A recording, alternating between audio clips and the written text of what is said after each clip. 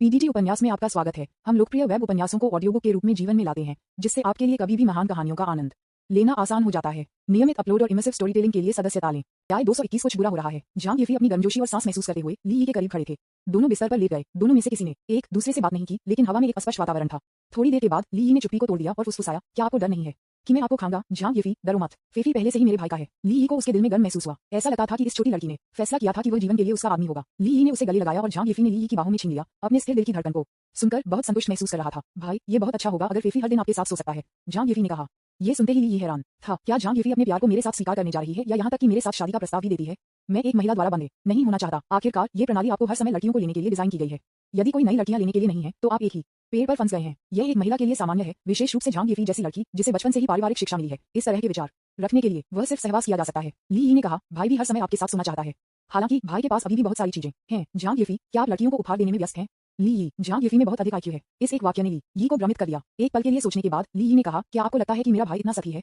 मैं एक आदमी हूँ, इसलिए मुझे अपने करियर पर ध्यान केंद्रित करना है। इसके अलावा मैंने अभी तक विश्वविद्यालय से स्नातक नहीं किया है, इसलिए मुझे अभी भी अपनी पढ़ाई पर ध्यान केंद्रित करना है। जहां येफी ने बात करना बंद कर दिया और कहा, हाँ मैं समझता हूँ, भाई महत्वाकांक्षी है। फेफी समझता है। ली, ठीक है, मैं आपके साथ अधिक समय बिताने की कोशिश करूंगा। ठीक है जहां येफी, ठीक है। ये कहने के बाद की जहां येफी ने ली के शीर्ष पर झूठ बोलने की पहल की और उसे सीधे चूमा, जिससे ली को थोड़ी देर के लिए अवाक कर दिया गया।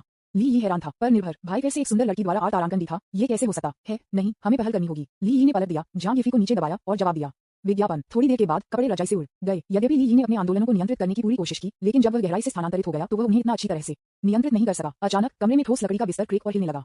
वह कमरा जहां झांग गुआंग्यू और उसकी पत्नी सोए थे, अतिथि कक्ष से 2 कमरे दूर थे, लेकिन ये रात के बीच में था, इसलिए किसी भी मामूली शोर को बढ़ाया जाएगा। यांग लोक्सिया को एक गंभीर ध्वनि से जगाया गया था। उसने ध्यान से सुना और पाया कि ध्वनि अतिथि कक्ष की दिशा से आई थी। वह खड़ी हो गई, दरवाजे पर चली गई और अधिक ध्यान से सुना। यांग लोक्सिया ने तुरंत अनुमान लगाया, क्या ये हो सकता है कि फेफी प्रोफेसर ली के कमरे में भाग गया? उसका चेहरा लाल हो गया और उसने तुरंत झांग गुआंग्यू को हिला दिया, जो खर्राटे ले रहा था। लाओ झांग, जल्दी से उठो, कुछ भयानक हुआ है। झांग गुआंग्यू उसके द्वारा रात के बीच में जाग गया था और उसने बहुत पूछा, आप रात में इतनी देर से क्यों नहीं सो रहे हैं? यांग लोक्सिया ने अपनी आवाज कम कर दी और उत्सुकता से कहा, जल्दी करो और उठो, ध्वनि को सुनो। ऐसा लगता है जैसे फेफी और प्रोफेसर ली कमरे में ऐसा कर रहे हैं। जब झांग गुआंग्यू ने ये सुना तो उसने तुरंत सभी नींद खो दी। उन्होंने ध्यान से सुना और निश्चित रूप से, पर्याप्त रूप से बेहोश करने वाली आवाज ने उनके पुराने चेहरे को ब्लश बना दिया। यह मुझे क्या करना चाहिए? झांग गुआंग्यू एक नुकसान में था। हालांकि उन्होंने ली को भी मंजूरी दे दी थी, लेकिन वे इस तथ्य से थोड़ा अभिभूत थे कि शादी होने से पहले दोनों एक साथ थे। यांग लोक्सिया भी शर्मिंदा लग रही थी। मुझे नहीं पता, या तो हमारी फेफी आमतौर पर बहुत अच्छी तरह से व्यवहार करती है। मुझे उम्मीद नहीं थी कि वह आज रात इस तरह से कुछ करने की उम्मीद करता है। हमें अब क्या करना चाहिए? क्या हमें उन्हें रोकने के लिए दरवाजे पर दस्तक देनी चाहिए? झांग गुआंग्यू ने इसके बारे में सोचा और अपना सिर हिला दिया। इसे भूल जाओ, बच्चे बड़े हो गए हैं और उनके अपने विचार हैं। यदि हम उन्हें रोकने की कोशिश करते हैं तो ये फेफी को शर्मिंदा करेगा। इसके अलावा प्रोफेसर ली एक गैर जिम्मेदार व्यक्ति नहीं है। यांग लोक्सिया अभी भी थोड़ा चिंतित था, लेकिन क्या होगा अगर वे ऐसा करते हैं? भविष्य में फेफी का क्या होगा? झांग गुआंग्यू, कौन सा? आपने बिस्तर को हिलाते हुए नहीं सुना? वे पहले से ही कर चुके हैं वह। यांग लोक्सिया, नहीं, मेरा मतलब है, क्या होगा अगर फेफी गर्भवती हो जाए? झांग गुआंग्यू ने असहाय रूप से कहा, अब जब चीजें इस पर आ गई हैं, तो हम केवल प्रकृति को अपना पाठ्यक्रम लेने दे सकते हैं। यदि वह गर्भवती हो जाती है तो हम उनसे जल्द ही शादी करने का आग्रह कर सकते हैं। हम और क्या कर सकते हैं? यांग लुक्सिया, क्या होगा अगर प्रोफेसर ली नहीं चाहते हैं? झांग गुआंग्यू, प्रोफेसर ली बॉस वुल्फ है, वह बहुत शक्तिशाली है। अगर वह नहीं चाहता है तो ऐसा कुछ भी नहीं है जो हम कर सकते हैं। इसके अलावा उन्होंने फेफी के जीवन को बचाया, इसलिए इसे उनके लिए एक इनाम माना जा सकता है। यांग लुक्सिया, ये सच है, प्रोफेसर ली बहुत उत्कृष्ट हैं और उनके पास बहुत सारी सुंदर लड़कियां हैं। हमारे फेफी को पहले वहां जाने के लिए कहा जा सकता है। झांग गुआंग्यू, ठीक है, सो जाओ। यांग लुक्सिया झांग गुआंग्यू से 20 साल से अधिक छोटा है। वह केवल 40 के दशक की शुरुआत में अपने जीवन के प्रमुख में है। जब उसने अगले दरवाजे पर शोर सुना तो उसे सोने का कोई मन नहीं था। उसने झांग गुआंग्यू को हिला दिया, जिसने अभी अभी बिछाया था, और कहा, मुझे ये भी चाहिए। झांग गुआंग्यू इतना भयभीत था कि उसका चेहरा बदल गया। उन्होंने कहा, परेशानी करना बंद करो, इतनी देर हो चुकी है, बिस्तर पर जाओ। यांग लुक्सिया, नहीं, मैं सो नहीं सकता, हम लंबे समय से अंतरंग नहीं थे। विज्ञापन। ये कहने के बाद यांग लुक्सिया ने पहल की। झांग गुआंग्यू के पास आगे बढ़ने के अलावा कोई विकल्प नहीं था। एक ही समय पर ली और झांग येफी एक दूसरे की कोमलता में डूब गए थे, पूरी तरह से इस बात से अनजान थे कि उनके माता पिता में से एक ने पहले से ही अपने रहस्य को जाना था। यह अज्ञात था कि दोनों को अंत में शांत करने से पहले कितना समय लगा और एक दूसरे की बाहों में सो गया। अगली सुबह 6 बजे से पहले झांग येफी ने ली को चूमा, तकिया को गले लगाया और उसके कमरे में वापस भेज दिया। उसका दिल संतुष्टि और खुशी से भरा। उसने तकिया को कसकर गले लगाया, जैसे कि वह अभी भी ली की गर्मजोशी और सांस महसूस कर सकती है। एक प्यारी सी मुस्कान अनजाने में उसके चेहरे पर दिखाई दी और वह फिर से एक गहरी नींद में गिर गई। सुबह 8 बजे घर पर नानी ने पहले ही एक समृद्ध नाश्ता तैयार कर लिया था। झांग गुआंग्यू और उनकी पत्नी उठे और ली भी उठे। गुड मॉर्निंग प्रोफेसर ली। झांग गुआंग्यू ने अभिवादन किया। ली, गुड मॉर्निंग। यांग लुक्सिया ने चारों ओर देखा और अपनी बेटी को उठते हुए नहीं देखा, इसलिए उसने पूछा, प्रोफेसर ली, कल रात आप कैसे सोते थे? ली ने सोचा कि वह झांग येफी के साथ बहुत अच्छी तरह से सोती है। मैं अच्छी तरह से सोया था, धन्यवाद। फेफी कहाँ है? यांग लुक्सिया ने सोचा, क्या फेफी आपके साथ नहीं सो रही है? आप हमसे क्यों पूछ रहे हैं? वह ऐसा कहना चाहती थी, लेकिन उसने कहा, शायद वह अभी तक नहीं मिला है। झांग येफी वास्तव में अभी भी सोना चाहती थी, लेकिन वह चिंतित थी कि उसके माता पिता कुछ गलत थे, इसलिए उसने 7:50 के लिए अलार्म सेट किया। अब वह ऊपर थी। झांग येफी ने बड़े करीने से कपड़े पहने, दरवाजा खोला और बाहर चला गया। पिताजी, माँ, भाई ली, सुप्रभात। ली, फीफी, गुड मॉर्निंग, आओ और नाश्ता करो। झांग गुआंग्यू, यांग लुक्सिया। झांग गुआंग्यू और यांग लुक्सिया दोनों भ्रमित थे। क्या चल रहा था? क्या मेरी बेटी के पास कल रात प्रोफेसर ली के साथ एसेक्स नहीं है? आप अपने कमरे में वापस कब गए? उनके पास गोपनीयता की एक मजबूत भावना है। क्या उन्हें लगता है कि हम नहीं जानते? हालांकि चूंकि वे सभी ने दिखावा किया था कि कुछ भी नहीं हुआ था जहां गुआंग्यू और यांग लियोक्सिया खिड़की के पेपर को तोड़ने के लिए पहल नहीं करना चाहते थे। फेफी आओ बैठो और नाश्ता करो। विज्ञापन अध्याय 222 उसे कुछ करने के लिए खोजें। जहां येफी आकर ली के बगल में बैठ गया। जहां गुआंग्यू और यांग लियोक्सिया दोनों अनुभवी लोग थे, इसलिए वे स्वाभाविक रूप से जानते थे कि यह पहली बार निश्चित रूप से दर्दनाक होगा और यह कि चलने वाला आसन गलत होगा। उन्होंने जहां येफी की चलने की मुद्रा पर विशेष ध्यान दिया और यह जानकर आश्चर्यचकित थे कि वह सामान्य रूप से चलती थी, जिसमें कल रात ली के साथ लड़ाई के कोई संकेत नहीं थे। जहां गुआंग्यू स्तब्ध था। क्या ये हो सकता है कि कल रात उनकी पहली बार नहीं की? यांग लियोक्सिया भी हैरान था। मेरी बेटी इतनी स्वाभाविक रूप से चलती है, क्या वे पहले भी ऐसा कर सकते थे? उन दोनों ने एक दूसरे को देखा, ये दिखाने में असमर्थ था कि कुछ भी गलत था। नाश्ते की मेज पर वातावरण थोड़ा सूक्ष्म था, जहां गुआंग्यू और यांग लियोक्सिया ने समय समय पर नजरें आदान प्रदान किया, लेकिन स्पष्ट रूप से उल्लेख नहीं किया कि कल रात क्या हुआ था। जहां येफी और ली ने दैनिक तुच्छताओं के बारे में हमेशा की तरह बातचीत की, जैसे कि पिछली रात की अंतरंगता उनके बीच थोड़ी रहस्य थी। उनमें से कोई भी नहीं उल्लेख किया कि कल रात क्या हुआ था, और उन्होंने खुशी से नाश्ता खाया। ली मूल रूप से कुछ और करना चाहती थी, लेकिन अब जब वह झांग येफी के घर में चली गई है, तो उसने उसके साथ अधिक समय बिताने का फैसला किया। नाश्ते के बाद ली ने झांग येफी के साथ पार्क में भाग लिया और फिर एक फिल्म देखने के लिए सिनेमा गए। रात में ली ने झांग येफी के घर पर रहना जारी रखा। अगली रात जहां गुआंग्यू और यांग लियोक्सिया जल्दी बिस्तर पर चले गए, लेकिन वे 1 बजे तक सो नहीं सके थे। वे दोनों दरवाजे के बाहर शोर सुनने के लिए अपने कानों को चुभते थे। निश्चित रूप से लगभग 1:30 बजे जहां येफी ने फिर से ली के कमरे में देखा। जल्द ही एक गंभीर ध्वनि सुनी गई। जहां गुआंग्यू और यांग लियोक्सिया ने एक दूसरे को देखा और यांग लियोक्सिया ने गिनती शुरू कर दी। जहां गुआंग्यू, इसे समय की आवश्यकता नहीं है, हम युवा हैं, इसलिए शायद इसमें कुछ मिनट लगेंगे। हालांकि ये 40 मिनट से अधिक समय बाद तक नहीं था कि ली और झांग येफी रुक गए। यांग लियोक्सिया ने झांग गुआंग्यू पर नजर डाली, उसके कूल्हों पर उसके हाथ उस पर चमकते हुए, और कहा, क्या आपने कुछ मिनट नहीं कहा? मैंने समय की जांच की, 42 मिनट। झांग गुआंग्यू, इतनी लंबी? झांग गुआंग्यू स्तब्ध था। ओह नहीं प्रोफेसर ली, आप बहुत भयंकर हैं, मुझे क्या करना चाहिए? मैं सिर्फ एक त्वरित शूटर हूँ। उनके पास विषय को बदलने के अलावा कोई विकल्प नहीं था और कहा, ठीक है, यह अच्छा है। प्रोफेसर ली अच्छे स्वास्थ्य में है, हमारी फेफे धन्य है। विज्ञापन। यांग लियोक्सिया ने सिर हिलाया, फिर बेडसाइड टेबल से एक सिल्डेनाफिल टैबलेट निकाला और उसे सौंप दिया, ये कहते हुए कि युवा लोगों के अपने मामले हैं और हम अभी तक बूढ़े नहीं हैं। उसे खाओ। अफसोस, एक युवा पत्नी होना अच्छा है, लेकिन यह मेरे जीवन को खर्च करेगा। झांग गुआंग्यू ने खुद को सोचा और अभी भी इसे खा लिया। झांग येफी के साथ उसकी तरफ ली छोड़ने की जल्दी में नहीं था। वह लगातार 3 दिनों तक झांग येफी के घर पर रहे और झांग गुआंग्यू और उनकी पत्नी के साथ उनके संबंध, साथ ही झांग येफी भी बेहतर हो गए। ली के प्रति झांग येफी की अनुकूलता फिर से बढ़ गई। मेजबान सौंदर्य झांग येफी, अनुकूलता जोड़ 1, वर्तमान अनुकूलता 97 अंक। जब अनुकूलता 95 अंकों से अधिक होती है, तो सिस्टम आपको हर बिंदु वृद्धि के लिए सुदृढ़ीकरण बिंदुओं के साथ पुरस्कृत करेगा। ली सोच रहा था जब सिस्टम प्रॉम्प्ट फिर से लग रहा था। डिंग, पता चला कि मेजबान की सौंदर्य झांग येफी की अनुकूलता 97 अंक से अधिक हो गई है। जोड़ 10 सुदृढ़ीकरण अंक को पुरस्कृत करना। वर्तमान में उपलब्ध सुदृढ़ीकरण अंक 82.6 अंक। ली खुश थे, ये 3 दिन व्यर्थ नहीं थे। उसने झांग येफी के साथ गहराई से संचार किया और उसकी अनुकूलता में भी सुधार किया। ली बहुत उत्सुक थे। जिस लड़की को उसने सफलतापूर्वक जीत लिया, उसमें अब 97 अंकों की सबसे अधिक अनुकूलता रेटिंग थी। झांग येफी के अलावा चेंग कियान, झो लियोक्सी और झाओ किंगचुन की भी 97 अंकों की अनुकूलता रेटिंग है। मुझे नहीं पता कि क्या अनुकूलता 100 अंक तक पहुंच सकती है। यदि अनुकूलता 100 अंक तक पहुंचती है, तो क्या सिस्टम अतिरिक्त पुरस्कार देगा? एक बार जब उसकी जिज्ञासा बढ़ गई, तो ली इसे दबा नहीं सकती थी। उन्होंने महसूस किया कि इस सौंदर्य के खिलाफ अपने आक्रामक को तेज करना आवश्यक था कि उन्होंने पहले से ही सफलतापूर्वक विजय प्राप्त कर लिया था, ये देखने के लिए कि उनकी अनुकूलता कितनी बढ़ सकती है। दिन 4, ली छोड़ दिया। झांग येफी छोड़ने के लिए अनिच्छुक थे और उन्हें जाने से पहले लंबे समय तक गले लगा लिया। भाई जियोली, क्या मैं शनचेन जा सकता हूँ? जब उन्होंने ये सुना तो ली ने ठंडी हवा की सांस ली। झांग येफी एक अमीर परिवार की बेटी है और पूरे दिन करने के लिए और कुछ नहीं है। यदि वह माउंटेन सिटी जाती है, तो अन्य बाध्य वस्तुओं का क्या होगा? ये काम नहीं करेगा। नहीं, मुझे उसे कुछ करने के लिए ढूंढना होगा। ली ने झांग येफी की पीठ को धीरे से थपथपाया और धीरे से कहा, लेकिन दृढ़ता से, फेफी, हालांकि शनचेन एक अच्छी जगह है, अब आपके पास अपनी चीजें हैं, अब आप नहीं है, आप आकांक्षाओं वाली लड़की हैं, आप पूरे दिन मेरे चारों ओर घूम नहीं सकते। विज्ञापन। झांग येफी ने अपना सिर उठाया, उसकी आंखों में संदेह और अनिच्छा का एक नजर। लेकिन भाई ली, मैं सिर्फ तुम्हारे साथ रहना चाहता हूँ। ली, फीफी, आप बहुत प्रतिभाशाली हैं, मैं आपको अपनी प्रतिभा को बर्बाद करते हुए देखने के लिए सहन नहीं कर सकता। झांग गुआंग्यू ने समझा कि ली का क्या मतलब है। हालांकि उनका परिवार अच्छी तरह से बंद था, लेकिन वह अपनी बेटी को बेकार होने के लिए नहीं बढ़ा सकते थे। फीफी, आपका भाई जियोली सही है, कंपनी हाल ही में व्यस्त हो गई है और आप अब पूरी तरह से ठीक हो गए हैं। क्या आप आ सकते हैं और मुझे कंपनी के कुछ मामलों का प्रबंधन करने में मदद कर सकते हैं? यांग लुक्सिया खा, हाँ, यह आपको अपनी क्षमताओं को सुधारने में मदद करेगा। आपके पिता अंततः सेवानिवृत्त हो जाएंगे और जब आप पदभार संभालने में सक्षम होंगे, तो कंपनी को आपको सौंप दिया जा सकता है। यांग लुक्सिया के शब्दों का एक गहरा अर्थ था और उसने ली को सुनने के उद्देश्य से कहा, मेरा मतलब है प्रोफेसर ली, आप बॉस वुल्फ हैं और आप बहुत शक्तिशाली हैं, लेकिन हमारी बेटी भी बुरी नहीं है। कम से कम वह कियानी समूह की उत्तराधिकारी है और भविष्य में शिनचन खनन समूह को भी उसे सौंप दिया जाएगा। वास्तव में ली को वास्तव में इस बात की परवाह नहीं थी कि झांग येफी का करियर कितना सफल होगा। वह सिर्फ उसे एक ऐसी नौकरी ढूंढना चाहता था जो माउंटेन सिटी में लड़कियों के साथ फ्लर्ट करने के अपने मौके में हस्तक्षेप नहीं करेगा। ली ने कहा, चाचा और चाची, आपने जो कहा वह समझ में आता है। आओ येफी। झांग येफी ने सोचा कि ली भी खुद कंपनी का प्रबंधन करना चाहती थी। उसने ली के विचारों और भावनाओं के बारे में गहराई से परवाह की और कहा, ठीक है भाई ली, मैं निश्चित रूप से अपना सर्वश्रेष्ठ प्रदर्शन करूंगा। दोनों ने एक दूसरे को फिर से गले लगाने के बाद ली को छोड़ दिया। ली ने एक टैक्सी ली और लिन वानिकी के निवास पर गए। इन दिनों उनके पास अधिक खाली समय था, इसलिए उन्होंने ऑनलाइन समाचारों की खोज की और लिन वानिकी के बारे में बहुत सारी सामग्री पढ़ी जो उनसे विस्तार से बात करना चाहते थे। बेशक सबसे महत्वपूर्ण बात यह है कि आपकी अनुकूलता में सुधार करने के लिए उसके साथ बातचीत करें। ली लिन वानिकी के निवास पर आई और धीरे से दरवाजा खटखटाया। थोड़ी देर के बाद दरवाजा खुल गया और लिन वानिकी उसके सामने उसके चेहरे पर आश्चर्य और खुशी के संकेत के साथ दिखाई दिया। क्या आश्चर्य की बात है कि नीलामी 3 दिनों के लिए खत्म हो गई है और आपके पास आखिरकार मुझे आने और देखने का समय है। मुझे आखिरकार ली इस रहस्यमय और आकर्षक आदमी को देखकर खुशी हुई। ली, तुम यहाँ क्यों हो? लिन वानिकी ने पूछा और एक ही समय में ली को घर में जाने के लिए एक तरफ कदम रखा। ली मुस्कुराई और कहा, मैं तुम्हें देखने आया था। लिन वानिकी ने मजाक में पूछा, क्या आपने अपनी बहन येफी के साथ नहीं पकड़ा? ली, क्या बहन येफी? लिन वानिकी, मैंने ये भी सुना कि श्री झांग ने उस दिन नीलामी में आपसे क्या कहा था? आपको पिछले कुछ दिनों के साथ उसके साथ होना चाहिए था, है ना? लिन वानिकी ने ये कहने के बाद पछतावा किया। उसने कहा कि यह विशुद्ध रूप से जिज्ञासा से बाहर है और पिछले कुछ दिनों से वह जिस ईर्ष्या को महसूस कर रही थी, लेकिन उसकी पहचान क्या है? वह सिर्फ ली की रखी हुई महिला है और उसे ली के ठिकाने को नियंत्रित करने का कोई अधिकार नहीं है। निश्चित रूप से ली का चेहरा ये सुनकर अंधेरा हो गया। विज्ञापन। अध्याय 223। ट्रिक लिन वानिकी। लिन वानिकी ने ली की अभिव्यक्ति में बदलाव को देखा और उसका दिल कड़ा हो गया। उसने जल्दी से समझाया, ली यी, मुझे गलत मत समझो, मुझे कुछ और मतलब नहीं था, मैंने बस लापरवाही से पूछा।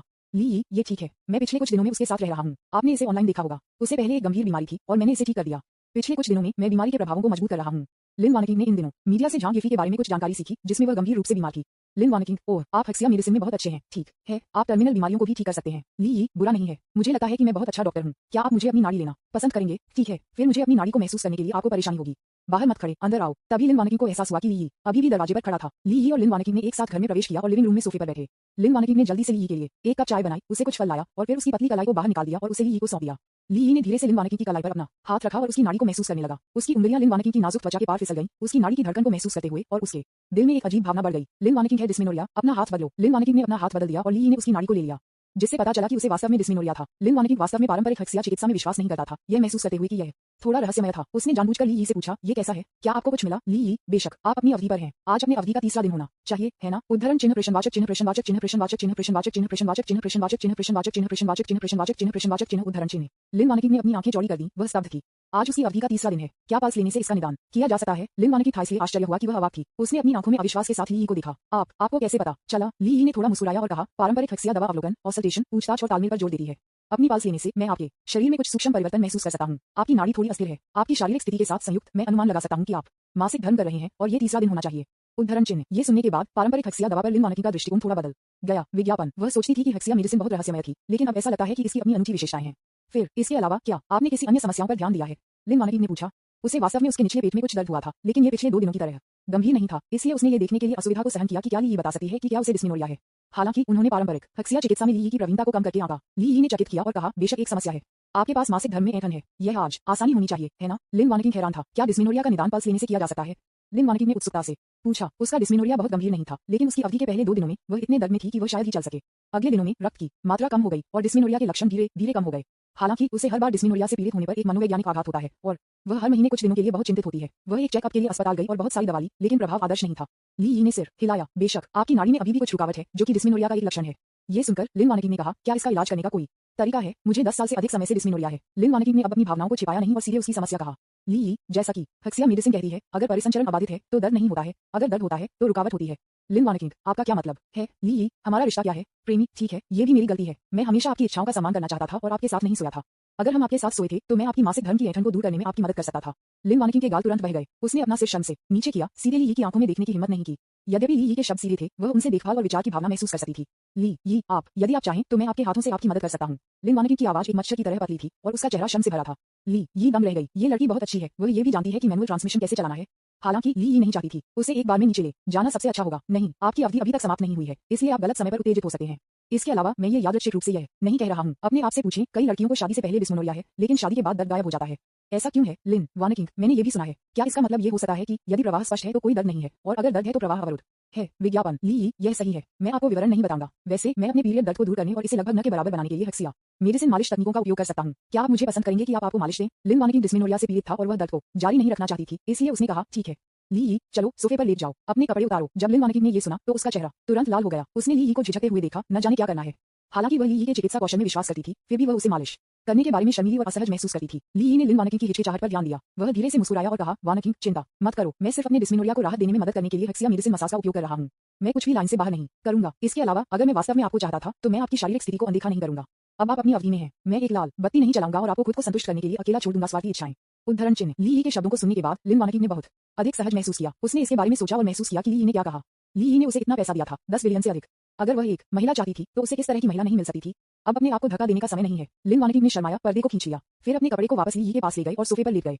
लिन वानकिंग को इस बात का कोई अंदाजा नहीं था कि ली यी उसे जीतने की कोशिश नहीं कर रही थी, लेकिन शारीरिक संपर्क के अवसरों को बढ़ाने और उसकी अनुकूलता में सुधार करना जारी रखने के लिए ली यी ने बहुत कुछ नहीं कहा, बस सोफे के बगल में खड़ा था और लिन वानकिंग को एक मालिश दिया। लिन वानकिंग में एक सुंदर पीठ और चिकनी और नाजुक त्वचा है। इसके अलावा लिन वानकिंग में एक उत्कृष्ट आंकड़ा और एक अद्भुत कमर से कूल्य अनुपात है। इसे देखने के बाद ली यी ने कहा, वाह। हालांकि एक अच्छे डॉक्टर के रूप में जो पारंपरिक हक्सिया चिकित्सा में कुशल है, ली यी जल्दी से राज्य में आ गया और लिन वानकिंग को एक मालिश के साथ मदद की। 10 मिनट से अधिक समय के बाद ली यी ने कहा, ठीक है, आप इसे अब चालू कर सकते हैं। ये सुनकर लिन वानकिंग शर्मा गया। मुलो, क्या इसका मतलब यह नहीं है कि हमें उसका सामना करना पड़ेगा? आप अभी भी सिर्फ एक क्रॉस हैं, कितना शर्मनाक है। लिन वानकिंग थोड़ा शर्मिंदा था। ली यी ने अनुमान लगाया कि वह शर्मीली थी और कहा, चिंता मत करो, मेरी नजर में तुम सिर्फ एक मरीज हो, बहुत ज्यादा मत सोचो। लिन वानकिंग ने सिर हिलाया और कहा, ये ठीक है, जल्द या बाद में मैं तुम्हारा हो जाऊंगा, मैं पलट जाऊंगा। लिन वानकिंग ने ली यी का सामना किया। विज्ञापन। अध्याय 224। आप बुरा आदमी। जब ली यी ने इसे देखा तो वह ऐसा था, ओह माय गॉड। लिन वानिकिंग बहुत सुंदर है। पहाड़ों को एक के बाद एक को ढेर कर दिया जाता है और ब्रह्मांड असीम है और एक हाथ में नहीं पाया जा सकता है।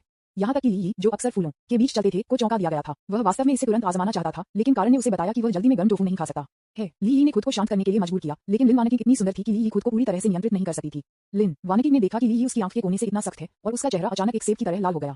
उसने इसे देखने का नाटक नहीं किया, बस अपनी आंखें बंद कर ली और ली को उसकी मालिश करने दी। ली ने एक नजर डाली और देखा कि उसने अपनी आंखें बंद कर ली हैं। उसे सावधानी से इसकी सराहना करनी थी, लेकिन उसने एक सीधा चेहरा रखा। उन्होंने खुद को शांत और केंद्रित रखने के लिए एक गहरी सांस ली।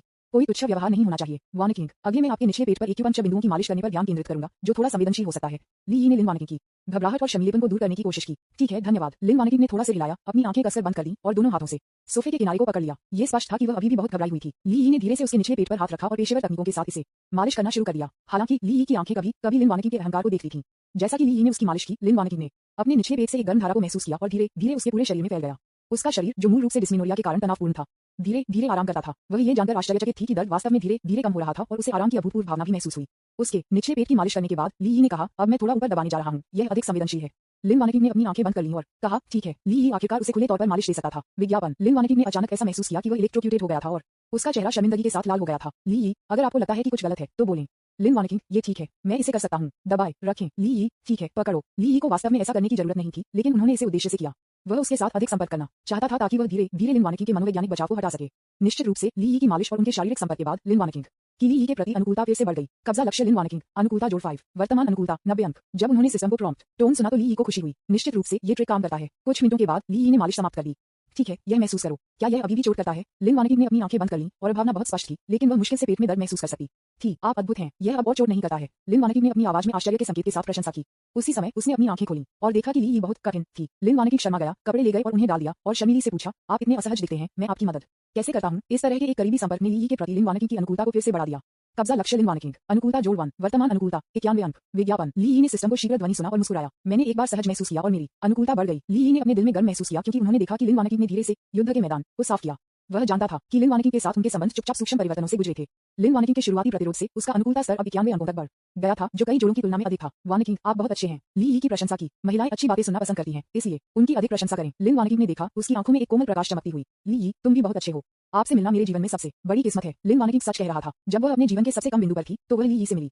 यदि यह ली के लिए नहीं होता तो वह अब पूरी तरह से निराशाजनक और कर्ज में होता। लेकिन अब न केवल उसके पास रहने के लिए एक बड़ा घर है, उसके पास अपने कार्ड में 2 बिलियन से अधिक नकद भी है और वह एक बहु अरब डॉलर के सिनेमा की हेलमेन बन गई है। ये सब उसे ली द्वारा दिया गया था। एक रखे गए व्यक्ति के रूप में लिन वानिकिंग ने खुद को अविश्वसनीय पाया। ली का उसे कैनरी के रूप में इलाज करने का कोई इरादा नहीं था। धोने के बाद उन्होंने कुछ फल खाए। ली ने लापरवाही से पूछा, क्या आपने जिंगुई सिनेमा के लिए सभी औपचारिकताएं पूरी कर ली हैं? लिन वानिकिंग ने जवाब दिया, सभी औपचारिकताएं पूरी हो चुकी हैं। ली ने सिर हिलाया, उसकी आंखों में संतुष्टि का एक नजर। यह अच्छा है। आपकी योजनाएं आगे क्या हैं? लिन वानिकिंग ने कहा, बेशक, यह जिंगुई सिनेमा श्रृंखला को अच्छी तरह से चलाने के लिए है। ली ने पूछा, मैंने सुना है कि प्रसिद्ध निर्देशक लियू जिंकी की नई film the long blade of haven जल्द ही बाहर आ रही है। क्या आपके पास कोई योजना है? इतने लंबे समय तक लिन वानिकिंग के संपर्क में रहने के बाद ली को पहले से ही पता था कि जब लिन वानिकिंग का करियर अपने चरम पर था तो यह इस जाने माने घरेलू निर्देशक लियू जिंकी ने खबर को तोड़ दिया कि लिन वानिकिंग ने सेट पर एक बड़े शॉट की तरह काम किया और निर्देशक को मारा। जब लिन वानिकिंग ने लियू जिंकी नाम सुना तो उसने अपने दांतों को गुस्से में पीस लिया और कामना की कि वह पाखंडी निर्देशक को टुकड़ों में फाड़ सके। विज्ञापन। अध्याय 225 में आपके लिए इसका ध्यान रखूंगा। लिन वानिकिंग ने अपनी मुट्ठी मार दी। हालांकि कई महीने बीत चुके थे, फिर भी जब वह लियू जिंकी का नाम सुनती थी तब भी वह बहुत गुस्से में थी। HMPH की लियू जिंकी, मैंने सिर्फ उनकी अनिर्दिष्ट मांगों को खारिज कर दिया और उन्होंने दुर्भावनापूर्ण ढंग से मुझे बदनामी, मुझे फिल्म और टेलीविजन उद्योग से प्रतिबंधित कर दिया और मेरी फिल्म और टेलीविजन के सपने को चकनाचूर कर दिया। ली ने उसे आराम करने के लिए धीरे से उसके हाथ की पीठ को थपथपाया। अतीत को अतीत होने दो। अगर यह उसके लिए नहीं था तो हम नहीं मिले। लिन वानिकिंग, अगर मेरे पास मौका है तो मैं निश्चित रूप से बदला लेगा। एक सज्जन का बदला कभी भी बहुत देर हो चुकी है, 10 साल बाद भी। एक महिला का बदला कभी भी देर से नहीं होता है, जीवन भर के बाद भी। ली, यदि आप बदला लेना चाहते हैं तो मुझे लगता है कि यह आपका मौका है। लिन वानिकिंग ने पूछा, क्या अवसर? ली, ये कहा जाता है कि लियू जिंकी की टीम ने the long blade of haven में 1 अरब युआन से अधिक का निवेश किया। ये हाल के वर्षों में डेक्सिया में निर्मित मार्शल आर्ट ब्लॉकबस्टर्स का शिखर है और इसे 3 दिनों में जारी किया जाना है। अगर हम जिंगुई सिनेमाघरों में इसे शेड्यूल नहीं करते हैं तो क्या आपको लगता है कि वे चिंतित होंगे? लिन वानिकिंग की आंखें जलती हैं और उसने कहा, यह सही है। जिंगुई सिनेमा में देश भर में 20% बाजार हिस्सेदारी है। यदि हम स्वर्ग के लंबे ब्लेड को शेड्यूल नहीं करते हैं तो वे भी लाभ कमाने में सक्षम नहीं हो सकते हैं। हालांकि एक और संभावना है। ली, अच्छा, क्या संभव है? लिन वानिकिंग, क्या ऐसा हो सकता है कि जो दर्शक स्वर्ग के लंबे ब्लेड को देखना चाहते थे वे अन्य सिनेमाघरों में जाएंगे? क्या जिंगुई सिनेमा को तब बहुत नुकसान नहीं होगा? बड़ा नुकसान? ली नुकसान से डरता नहीं है। ली, तो क्या हुआ अगर मैं हार गया? मैं बस करना चाहता हूँ, आप अपने गुस्से को देखते हैं। ये तय है, the long blade of heaven Jingui सिनेमाघरों में नहीं दिखाएगा। उद्धरण चिन्ह। लिन वानिकिंग को गहराई से स्थानांतरित किया गया था। मुझे उम्मीद नहीं थी कि ली इतना निर्णायक होगा। अपनी खातिर वह कुछ भी कर लेता है, भले ही इसका मतलब है कि पैसे खोना। ठीक है, धन्यवाद। ली, लिन वानिकिंग की आंखों में आंसू बह गए। ये देखते हुए कि वातावरण सही था, ली ने लिन वानिकिंग को गले लगाया। विज्ञापन। लिन वानिकिंग ने ली को दोनों हाथों से गले लगाया और इस आदमी की छाती में अपना सिर दफनाया जो उससे छोटा था। उसे ऐसा लगा एक लंबे समय के बाद दोनों अलग हो गए। लिन वानिकिंग ने कहा, वैसे मुझे एक विचार है, मुझे आश्चर्य है कि क्या मुझे आपका समर्थन मिल सकता है?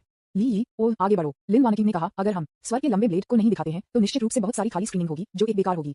मैं सोच रहा था कि क्या हम एक क्लासिक फिल्म दिखा सकते हैं जिसे अलमारियों से हटा दिया गया है। ली यी, ओह जरूर, आप किन क्लासिक फिल्मों को दिखाना चाहेंगे? लिन वानिकी ने एक पल के लिए सोचा और कहा, कई की स्क्रीनिंग की जा सकती है, जैसे कि हैरी पॉटर श्रृंखला, स्टार वार्स श्रृंखला आदि।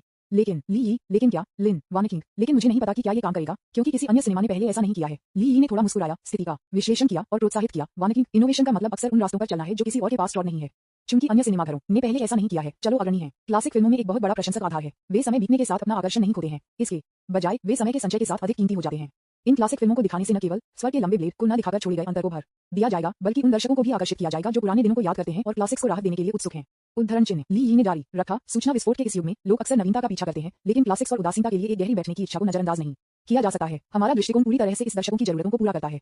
कॉपीराइट मुद्दों के लिए चिंता न करें, आप बातचीत कर सकते हैं और उन्हें हल कर सकते हैं। जब तक वे अच्छी फिल्में हैं, मेरा मानना है कि कॉपीराइट धारक उन्हें दर्शकों को फिर से नए तरीकों से प्रस्तुत करते हुए देखकर खुश होंगे। उद्धरण चिन्ह। ये सुनने के बाद लिन वानिकी बहुत उत्साहित था और कहा, वास्तव में? ली यी ने धीरे से लिन वानिकी की नाक को खरोंच लिया और प्यार से कहा, जब तक आप खुश हैं, हम जो चाहें करेंगे, हम करेंगे। लिन वानिकी ने ली यी के हाथ को कसकर पकड़ लिया, उसका आभार शब्दों के साथ बह निकला। ली यी, आपके साथ यहाँ, मुझे लगता है कि ऐसा कुछ भी नहीं है जो हम नहीं कर सकते। ली यी, शायद हमारी क्लासिक फिल्मों को यहाँ दिखाए जाने के बाद वे कुछ दर्शकों को आकर्षित करेंगे जो मूल रूप से the long blade of haven देखना चाहते थे, जिससे उनके बॉक्स ऑफिस के राजस्व को कम किया गया। लिन वानिकी ने कहा, मुझे उम्मीद है। वास्तव में, हालांकि ली यी ने ऐसा कहा, कोई नहीं जानता कि क्या ये सच होगा। ये सिर्फ एक फिल्म है, यदि आपका सिनेमा इसे नहीं दिखाता है तो लोग इसे देखने के लिए दूसरे सिनेमा में जा सकते हैं। विज्ञापन। हालांकि ली यी ने ऐसा नहीं कहा और लिन वानिकी उसका मन नहीं बना सका। ली यी बस लिन वानिकी के लिए पैसे खोने के लिए इंतजार कर रहे थे ताकि वह स्थिति को बचाने के लिए देवी रणनीति सोने का उपयोग जारी रख सके। सुबह में ली यी और लिन वानिकी घर में रहे, वे दोपहर के भोजन के लिए बाहर नहीं गए। लिन वानिकी ने खुद ली यी के लिए पकाया और एक स्वादिष्ट दोपहर का भोजन किया। स्वाद भी मसालेदार स्वाद था जो ली यी को पसंद था, कुरकुरी मांस, सुगंधित मैपो टोफू और निविदा उबला हुआ मछली के साथ। हाईलाइट ये था कि सोल डिश जेगन था। ली यी ने स्वादिष्ट भोजन से भरी मेज को देखा और एक गर्म भावना उसके दिल में अच्छी तरह से हुई, लेकिन वह थोड़ा भावुक भी महसूस करती थी। एक बार वह एक डाउन आउट किशोरी थी जिसने अपनी प्रेमिका के लिए जन्मदिन की हर रात एक डिलीवरी बॉय के रूप में अंशकालिक रूप से काम किया था। अब मुझे अब और नहीं चलाना है और सुंदर महिलाएं और पूर्व फिल्म सितारे मेरे लिए खाना बनाने के लिए तैयार हैं। इस दुनिया में चीजें अप्रत्याशित हैं। वानिकी, ये व्यंजन मुझे सिर्फ उन्हें देखकर भूखा बनाते हैं। ली यी ने ईमानदारी से प्रशंसा की। लिन वानिकी ने मुस्कुराते हुए अपना एप्रन उतार दिया। वह ली यी के सामने बैठी और धीरे से कहा, जब तक आप इसे पसंद करते हैं, मैं इसे भविष्य में आपके लिए अक्सर पकाऊंगा। उन दोनों ने खाया और चैट किया। वातावरण गर्म था और आरामदायक। लिन वानिकी ने कहा, वैसे हम लियू जिंकी के तियानमेन लॉन्डो को नहीं दिखा रहे हैं, हमें जल्दी से व्यवस्था करने की आवश्यकता है। ये केवल 3 दिन दूर है और पूर्व बिक्री पहले ही शुरू हो चुकी है। इस दोपहर के बारे में आप इस निर्णय की घोषणा कर सकते हैं। ली यी ने कहा, मेरे लिए जाना उचित नहीं है, आप अभी जिंगुई सिनेमा के अध्यक्ष हैं। ये कैसे करना है? बस विभाग के प्रमुखों के साथ एक बैठक बुलाएं और कार्यों को असाइन करें। मुझे थोड़ा असहज महसूस होता है अगर आप नहीं जाते हैं। इसके अलावा आपने इस कंपनी को खरीदा है, इसलिए आप वास्तविक नियंत्रक हैं। लिन वानिकी ने कभी इतना बड़ा फैसला नहीं किया था और ये थोड़ा चिंतित था। मैं वास्तविक नियंत्रक नहीं बनना चाहता, क्योंकि मैंने आपको कंपनी दी है, यह आपका है। ली यी ने कहा, फिर कहा, वानिकी, चिंता की कोई बात नहीं है, चिंता न करें, अगर कुछ भी होता है तो मैं आपका ध्यान रखूंगा। ली यी के शब्द बहुत आश्वस्त थे, जिसने तुरंत लिन वानिकी की आत्माओं को बढ़ावा दिया। उसने कहा, ठीक है, आपके समर्थन से मैं किसी भी चीज से नहीं डरती। ऐसा कहने के बाद ली यी ने उसे फिर से बेवकूफ बनाया। लिन वानिकी ने तुरंत व्यवस्था करना शुरू कर दिया और तुरंत 2:30 बजे आपातकालीन बैठक आयोजित करने के लिए कंपनी के वरिष्ठ अधिकारियों और मध्य स्तर के कैडरों को सूचित किया। दोपहर में दोनों जिंगुई सिनेमा के मुख्यालय में एक साथ चले गए, लेकिन ली यी ने तुरंत जिंगुई सिनेमा मुख्यालय के कार्यालय भवन में प्रवेश नहीं किया। विज्ञापन। अध्याय 226 सुंदर और शांत। ली यी तब तक इंतजार करना चाहते थे जब तक कि लिन वानिकी में जाने से पहले बैठक समाप्त हो गई। जिंगुई सिनेमा मुख्यालय भवन का सम्मेलन कक्ष, वरिष्ठ अधिकारियों और मध्य स्तर के प्रबंधकों का एक समूह, लगभग 20 लोग सम्मेलन की मेज के आसपास बैठे थे। वे सभी लिन वानिकी के लिए इंतजार कर रहे थे। हर कोई फुसफुसाने लगा, बॉस लिन ने हमें आज एक बैठक में बुलाया, क्या कोई आपातकाल है? मुझे नहीं पता, मुझे शॉर्ट नोटिस पर भी सूचित किया गया था। क्या ऐसा हो सकता है कि हमारे पदों में बदलाव हो सकते हैं? वे कहते हैं कि एक नया अधिकारी बहुत काम के साथ शुरू होता है, वह सिर्फ राष्ट्रपति बन गई, इसलिए वह हमारे लिए कुछ बदलाव करना चाहती है। यह समझ में आता है, लेकिन वह एक बार एक घोटाले वाली महिला थी। वह क्या जानती है? यदि वह हमें प्रबंधित करती है तो मैं गारंटी दे सकती हूँ कि जिंगुई सिनेमा जल्द या बाद में दिवालिया हो जाएगा। हम सभी को जल्द से जल्द एक और नौकरी मिलनी चाहिए। एक और नियोक्ता का पता लगाएं। आप क्या सोच रहे हैं? उन्होंने जिंगुई सिनेमा खरीदने के लिए दसियों अरबों डॉलर का निवेश किया। क्या उन्होंने इसे मजे के लिए किया था? ये जिंगुई सिनेमा को बेहतर विकसित करने में मदद करना होगा। हमें अभी लोगों की आवश्यकता है, ये छोड़ने लायक नहीं है। सभी की चर्चा बहुत बोल्ड थी। कुछ लोग जिंगुई को भी छोड़ना चाहते थे, जबकि अन्य ने सोचा कि अब छोड़ना उचित नहीं है। लेकिन एक बात निश्चित है, कुछ वरिष्ठ अधिकारी और मध्यम स्तर के प्रबंधक लिन वानिकी के प्रबंधन से असंतुष्ट हैं। ये सोचकर कि वह सिर्फ एक हरी चाय है जो आगे बढ़ने के लिए अपनी सुंदरता का उपयोग करती है और वह सिर्फ अमीरों के करीब पहुंचने के लिए अपने अच्छे स्वर का उपयोग करती है। लिन वानिकी ने कुछ दिनों पहले इन अधिकारियों और मध्य स्तर के प्रबंधकों के बीच कुछ चर्चा सुनी। आखिरकार एक अपेक्षाकृत युवा व्यक्ति के रूप में और कुछ बाहरी विवादों के साथ उसने स्टार सिनेमा जैसी एक बड़ी कंपनी को संभाला, इसलिए स्वाभाविक रूप से उसे विभिन्न संदेह और चुनौतियों का सामना करना पड़ेगा। वह भी असंतुष्ट थी। मेरे साथ क्या गलत है? क्या यह मेरी गलती है? इसके अलावा कौन कहता है कि सुंदर महिलाओं के पास कोई क्षमता नहीं है? तो क्या होगा अगर मेरे पास क्षमता नहीं है? पैसा होना काफी है। सम्मेलन कक्ष में लिन वानिकी समय पर दिखाई दिए। वह एक स्मार्ट पेशेवर सूट पहने हुए थी, लगातार चल रही थी। उसके चेहरे पर एक शांत और आत्मविश्वास से भरी मुस्कान के साथ सुंदर और शांत दिख रही थी। विज्ञापन। लिन वानिकी मुख्य सीट पर बैठ गया और उसका स्वभाव तुरंत बदल गया। वह अब उतनी कोमल नहीं थी जितनी ली यी का सामना कर रही थी, लेकिन अब वह एक सुंदर सीईओ की तरह सक्षम थी। सम्मेलन कक्ष में शोर तुरंत बंद हो गया और सभी की आंखें उस पर केंद्रित थीं। लिन वानिकी ने उपस्थित सभी को देखा और कहा, हर कोई आज की आपातकालीन बैठक में भाग लेने के लिए अपने व्यस्त कार्यक्रम से समय निकालने के लिए धन्यवाद।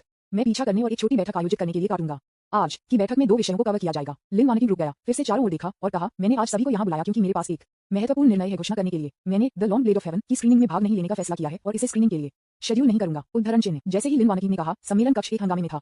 कार्यकारी और मध्य स्तर के प्रबंधक एक दूसरे के लिए फुसफुसा रहे थे, उनके चेहरे पर अविश्वास की अभिव्यक्ति के साथ। क्या तियानमेन लॉन्ग आउट शेड्यूलिंग नहीं? क्या हम पैसे कमाने के लिए एक महान अवसर पर चूकने नहीं जा रहे हैं। श्रीलिन, क्या आप कृपया पुनर्विचार करेंगे? ये हाल के वर्षों में डेक्सिया में सबसे महंगी मार्शल आर्ट फिल्म है। उपस्थिति दर निश्चित रूप से बहुत अधिक होगी। हाँ श्रीलिन, यह निर्णय बहुत जल्दबाजी है ना? हम इस तरह की परियोजना को इतनी आसानी से कैसे छोड़ सकते हैं? अगर हम इसे नहीं दिखाते हैं तो क्या हम ग्राहक आधार को अन्य सिनेमाघरों को नहीं सौंपेंगे? क्या यह आत्मा पराजय नहीं है? भीड़ के संदेह और आपत्तियों का सामना करते हुए लिन वानिकी शांत रहे। उसने एक ठहराव के लिए इशारा किया, सभी को शांत होने का संकेत दिया और फिर जारी रखा, मुझे पता है कि यह निर्णय आपको आश्चर्यचकित कर सकता है और आपको भ्रमित कर सकता है। हालांकि यह मेरा निर्णय है और मैं पूछता हूं कि आप सभी इसे सख्ती से लागू करते हैं। क्यों? बिल्कुल, क्या कारण है? लिन वानिकी, इसका कारण ऐसा इसलिए है क्योंकि मुझे ये पसंद नहीं है। मैं इसे जाने नहीं देना चाहता। सब लोग, हर कोई स्तब्ध था। एक कार्यकारी मदद नहीं कर सकता है, लेकिन खड़े होकर उसका स्वर चिंता से भरा हुआ। श्री लिन, आपका निर्णय बहुत जल्दबाजी है। निर्देशक लियू जेंकी एक राष्ट्रीय स्तर पर प्रसिद्ध निर्देशक हैं। उनके काम हमेशा समीक्षकों द्वारा प्रशंसित और व्यावसायिक रूप से सफल रहे हैं। इस बार तियानमेन लॉन्ग ब्लेड कई वर्षों से तैयारी में है और इसका एक बड़ा निवेश है। हम आपकी व्यक्तिगत प्राथमिकताओं के कारण सिर्फ ऐसा अवसर कैसे छोड़ सकते हैं? लिन वानिकी ने धीरे से मुस्कुराया, एक मुस्कुराहट जो एक सूक्ष्म तेज की। मुझे परवाह नहीं है कि वह प्रसिद्ध है या नहीं। याद रखें, यह जिंगहुई सिनेमा है, यह मेरी निजी कंपनी है। मैं सीईओ हूं। अगर मैं इस तरह की फिल्म नहीं दिखाना चाहता तो मैं इसे काट सकता हूं। यह इतना सरल है। झटका, विज्ञापन, पूरे दर्शक हैरान थे। लगभग 20 अधिकारी और मध्य स्तर के प्रबंधक मौजूद, सभी स्तब्ध थे।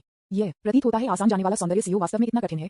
लिन वानिकी की आंखें दृढ़ और शक्तिशाली थीं। उसने हैरान भीड़ पर नजर डाली और जारी रखा, मुझे पता है कि आप में से कुछ मेरे फैसले को नहीं समझ सकते हैं और कुछ भी सोच सकते हैं कि मैं इच्छाधारी हूं। लेकिन मैं आपसे पूछना चाहता हूं, आपके द्वारा बनाई गई हर अच्छी फिल्म रिलीज हुई थी और परिणाम क्या थे?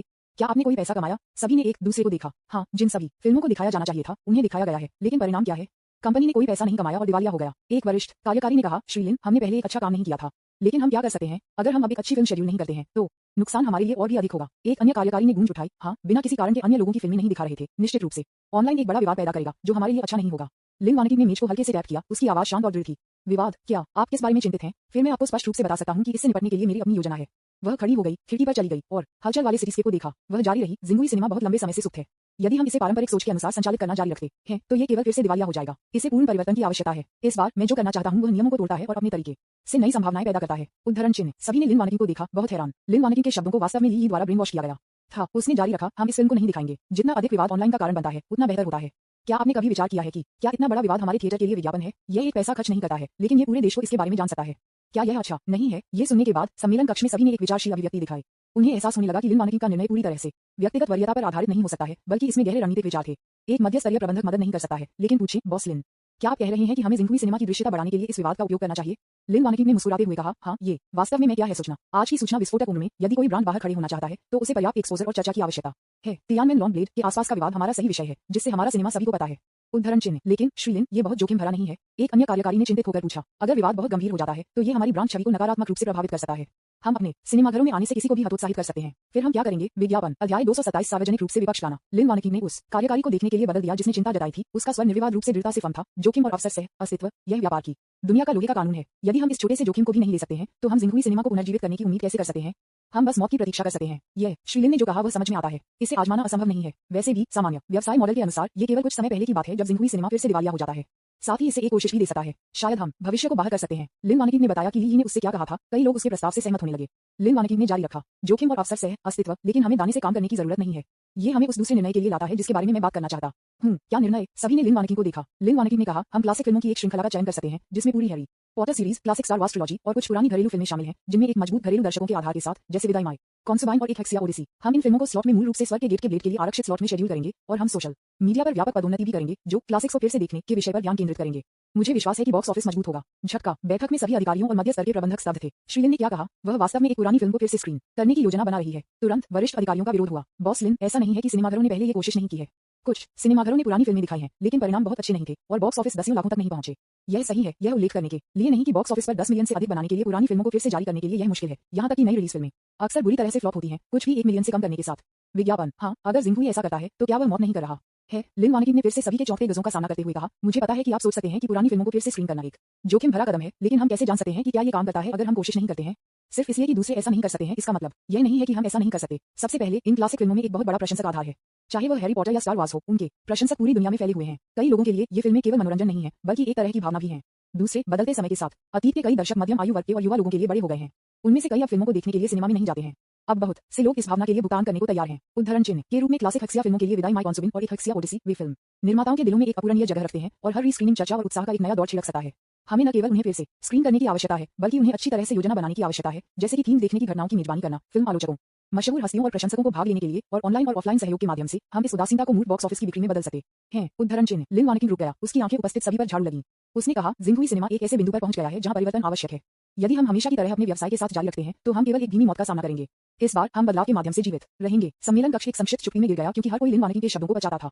धीरे धीरे कुछ लोगों ने समझौते में सिर हिलाया। श्री लिन, आपका दृष्टिकोण वास्तव में अद्वितीय है। एक मध्य स्तर के प्रबंधक चुप्पी को तोड़ने वाले पहले व्यक्ति थे।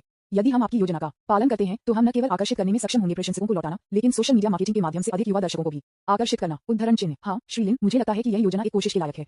भले ही यह विफल हो, हम प्रतिष्ठा हासिल करेंगे और कुछ भी नहीं खोएंगे। एक अन्य कार्यकारी भी गूंज रहा था। ये देखकर कि लोगों का दृष्टिकोण धीरे धीरे बदल गया। लिन वानिकी ने चुपके से राहत की सांस ली। बहुत अच्छा है, क्योंकि सभी को कोई आपत्ति नहीं है। चलो इस योजना को पूरा करते हैं। लिन वानिकी खड़ी हो गई, उसका स्वर निर्विवाद दृढ़ संकल्प से भरा हुआ। हालांकि अधिकारियों में से एक अचानक खड़ा हो गया और कहा, बॉस लिन, आई ऑब्जेक्ट।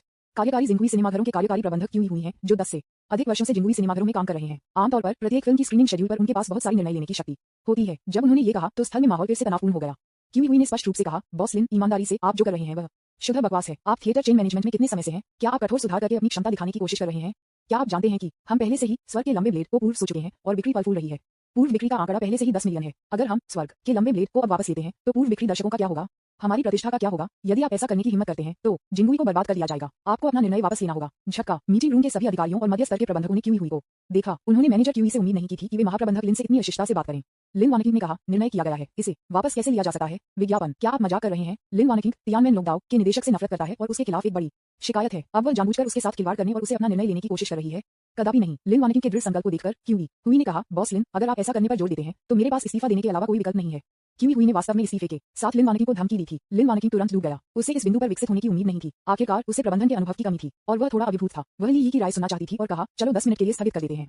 हर कोई पानी पीता है और एक ब्रेक लेता है। हम 10 मिनट में बैठक फिर से शुरू करेंगे। बोलने के बाद लिन वानिकी खड़े होकर बैठक कक्ष से बाहर चले गए। सम्मेलन कक्ष में सभी ने क्यूई हुई को देखा। प्रबंधक क्यूई, क्या यह आपके लिए श्रीलिन के विपरीत नहीं है? क्यूई हुई, इसमें कुछ भी गलत नहीं है। मैं हमेशा सीधा रहा हूँ। अगर उसे लगता है कि कुछ गलत है तो वह मुझे आग लगा सकती है। क्यूई हुई बहुत कठिन थी। उन्हें लगा कि उनके पास कार्यकारी शक्ति है और लिन वानिकी ने उन्हें छूने की हिम्मत नहीं की। वास्तव में द लॉन्ग तलवार ऑफ हेवन गेट का बचाव करने के लिए उन्होंने इतनी मेहनत की थी क्योंकि उन्हें the long sword of heaven gate के चालक दल से निजी तौर पर लाभ मिला था और यह काफी था। इसलिए पूर्व बिक्री अवधि के दौरान उन्होंने स्वर्ण युग के दौरान the long sword of Tiananmen की स्क्रीनिंग समय को निर्धारित किया, जिसने the long sword of Tiananmen के प्री सेल बॉक्स ऑफिस को बहुत अच्छा बना दिया। लेकिन दूसरों को यह नहीं पता। कुछ अधिकारियों ने भी उनकी प्रशंसा की। आप वास्तव में बहुत बढ़िया हैं। हम गुस्से में हैं, लेकिन बाहर न बोलने की हिम्मत करें। लिन वानिकी अपने कार्यालय में गया, दरवाजा बंद कर दिया और तुरंत ली को बुलाया। कॉल जुड़े होने के बाद ली ने पूछा, वानिकी, ये कैसे हो रहा है? क्या ये किया जाता है? लिन वानिकी ने कहा, स्थिति कुछ अप्रत्याशित है। कार्यकारी प्रबंधक ने इस्तीफा देने की धमकी दी और मुझे स्वर्ग के लंबे ब्लेड को स्क्रीन नहीं करने के लिए अपना निर्णय वापस लेने के लिए कहा। मुझे क्या करना चाहिए? ली ने चकित किया और कहा, क्या ऐसी कोई चीज है? उसने वास्तव में इस्तीफा देने की धमकी दी है। विज्ञापन 228 ली उसका आत्मविश्वास है। लिन वानिकी ने कहा, हाँ, वह हमारा कार्यकारी प्रबंधक है और 10 साल से अधिक समय से जिंगुई सिनेमा में काम कर रहा है। अगर हम वास्तव में उसे फायर करते हैं तो मुझे डर है कि इसका एक महत्वपूर्ण प्रभाव पड़ेगा। ली, क्या आप वास्तव में उसके द्वारा धमकी दे रहे हैं? क्या आप वास्तव में स्वर्ग के लंबे ब्लेड को दिखाना जारी रखने जा रहे हैं? क्या आप उस गुस्से को निगल सकते हैं जिसे आप महसूस करते हैं? लिन वानिकी, मैं निश्चित रूप से इसे निगलने में सक्षम नहीं होगा। ली, ये बात है, फिर इसके बारे में चिंता क्यों करें? यहाँ तक कि अगर आकाश गिरता है तो इससे क्या फर्क पड़ता है? मैं करने को तैयार हूँ। मेरे लिए सबसे अच्छा क्या है? तुम्हें जो करना है वो करो। चूंकि वह इस्तीफा देने की धमकी दे रहा है, बस उसे फायर करें। उसका एक उदाहरण बनाएं और अपना अधिकार स्थापित करें। ये सुनते ही लिन वानिकी थोड़ा चौंक गया। ली के शब्द एड्रेनालाइन के एक शॉट की तरह थे, जिसने उसे मूल रूप से फिर से दृढ़ संकल्प बना दिया। उसने एक गहरी सांस ली और कहा, आप सही हैं। मैं अब जिंगुई सिनेमा का अध्यक्ष हूँ। मुझे अब किसी से धमकी नहीं दी जा सकती है और मैं एक व्यक्ति को मुझे बुरा महसूस नहीं कर सकता। लेकिन अगर मैं वास्तव में उसे आग लगाता हूँ तो कार्यकारी प्रबंधक कौन होगा? ली, यह एक समस्या नहीं है। बहुत सारे मध्य स्तर के अधिकारी हैं और मेरा मानना है कि कोई भी वरिष्ठ कार्यकारी नहीं बनना चाहेगा। वह इतने सालों से एक कार्यकारी प्रबंधक रहे हैं और फिर भी वह इस बिंदु पर जिंगुई सिनेमा लाया है। जल्द से जल्द उसे आग लगाना सबसे अच्छा है। इसके अलावा उसके जैसे किसी व्यक्ति को इतनी उच्च स्थिति पकड़ना निश्चित रूप से साफ नहीं है। उसे आग लगने के बाद आप उम्मीदवारों पर विचार कर सकते हैं। उन लोगों से बात करें जो एक एक करके कार्यकारी स्थिति के लिए प्रतिस्पर्धा करने में रुचि रखते हैं और क्यूई हुई के बारे में अधिक जानें। न केवल आपको उसे नीचे ले जाना चाहिए, बल्कि अगर वह भ्रष्टाचार या आपराधिक गतिविधियों में शामिल है तो आपको उसे जवाबदेह भी रखना चाहिए। उद्धरण चिन्ह। लिन वानिकी को यह सुनने के बाद तुरंत खुशी हुई और कहा, आप बहुत बुरे हैं। आप इतने अच्छे विचारों के साथ कैसे आ सकते हैं? ली, आपके लिए मुझे और तरीकों के बारे में सोचना होगा। लिन वानिकी ने कहा, ठीक है, जैसा कि आप कहते हैं मैं करूंगा। ठीक है, मैं बैठक जारी रखूंगा। फोन को लटकाने के बाद लिन वानिकी ने पहले ही अपना मन बना लिया था। वह फिर से खड़ी हो गई, अपने कपड़े सीधा किया, उसके चेहरे ने अपनी सामान्य शांति और दृढ़ संकल्प को वापस पा लिया और उसने दरवाजा खोल दिया और वापस बैठक कक्ष में चली गई। सम्मेलन कक्ष में सभी ने लिन वानिकी को चिंता के साथ देखा जब उन्होंने उसकी वापसी देखी। क्यूई हुई को अपने चेहरे पर तिरस्कार की नजर थी, जैसे कि लिन वानिकी के समझौता करने के लिए इंतजार कर रहे थे। लिन वानिकी ने चारों ओर देखा और धीरे से बात की, हर कोई, मैंने एक निर्णय लिया है और यह नहीं बदलेगा। स्टारलाइट सिनेमा छाता के नीचे कोई सिनेमा स्वर्ग के लंबे ब्लेड को दिखाने की अनुमति नहीं है। क्यूई हुई समझौता करने के लिए लिन वानिकी का इंतजार कर रहा था, लेकिन उसने उम्मीद नहीं की थी कि वह इतना दृढ़ था। उसकी अभिव्यक्ति बदल गई और वह गुस्से में चिल्लाया, बॉस लिन, यदि आप ऐसा करते हैं तो मेरे पास इस्तीफा देने और दूसरी नौकरी खोजने के अलावा कोई विकल्प नहीं होगा। लिन वानिकी ने अपने खतरों को नजरअंदाज कर दिया और जारी रखा, ठीक है प्रबंधक क्यूई, क्योंकि आपने इस्तीफा देने का फैसला किया है, मैं इसे अब मंजूरी दूंगा। अब से क्यूई हुई को कार्यकारी प्रबंधक के रूप में अपनी स्थिति से राहत मिलेगी। क्यूई हुई, जब वह ये सुनता था तो क्यूई हुई स्तब्ध रह गई। विज्ञापन, पवित्र बकवास, क्या आप गंभीर हैं? सभी वरिष्ठ अधिकारी और मध्यम स्तर के प्रबंधक भयभीत थे। उन्होंने सोचा कि लिन वानिकी एक महिला थी, कमजोर थी और उसे तंग किया जा सकता था, लेकिन कौन जानता था कि वह इतनी सख्त थी और कार्यकारी प्रबंधक के रूप में इतनी महत्वपूर्ण स्थिति छोड़ सकती थी। क्यूई हुई ने लिन वानिकी को देखा और कहा, बॉस लिन, क्या आप गंभीर हैं? लिन वानकिंग, क्या मैंने इसे पर्याप्त रूप से स्पष्ट नहीं किया है? आपको समाप्त कर दिया गया है। मानव संसाधन विभाग से प्रबंधक झांक उसे इस्तीफा प्रक्रियाओं को पूरा करने के लिए ले जाएं। आप दो कृपया छोड़ दें, बाकी सभी बैठक जारी रखें। ये सुनकर मानव संसाधन विभाग से प्रबंधक झांक जल्दी से खड़े हो गए, क्यूई हुई के पास चले गए और उसके आने के लिए इशारा किया। क्यूई हुई का चेहरा पीला हो गया, लेकिन उसे मीटिंग रूम के दरवाजे पर मैनेजर झांक का पालन करना पड़ा। जब वह लिन वानकिंग से गुजरा तो वह रुक गया और कम आवाज में धमकी दी, लिन वानकिंग, आप इसे पछतावा करेंगे।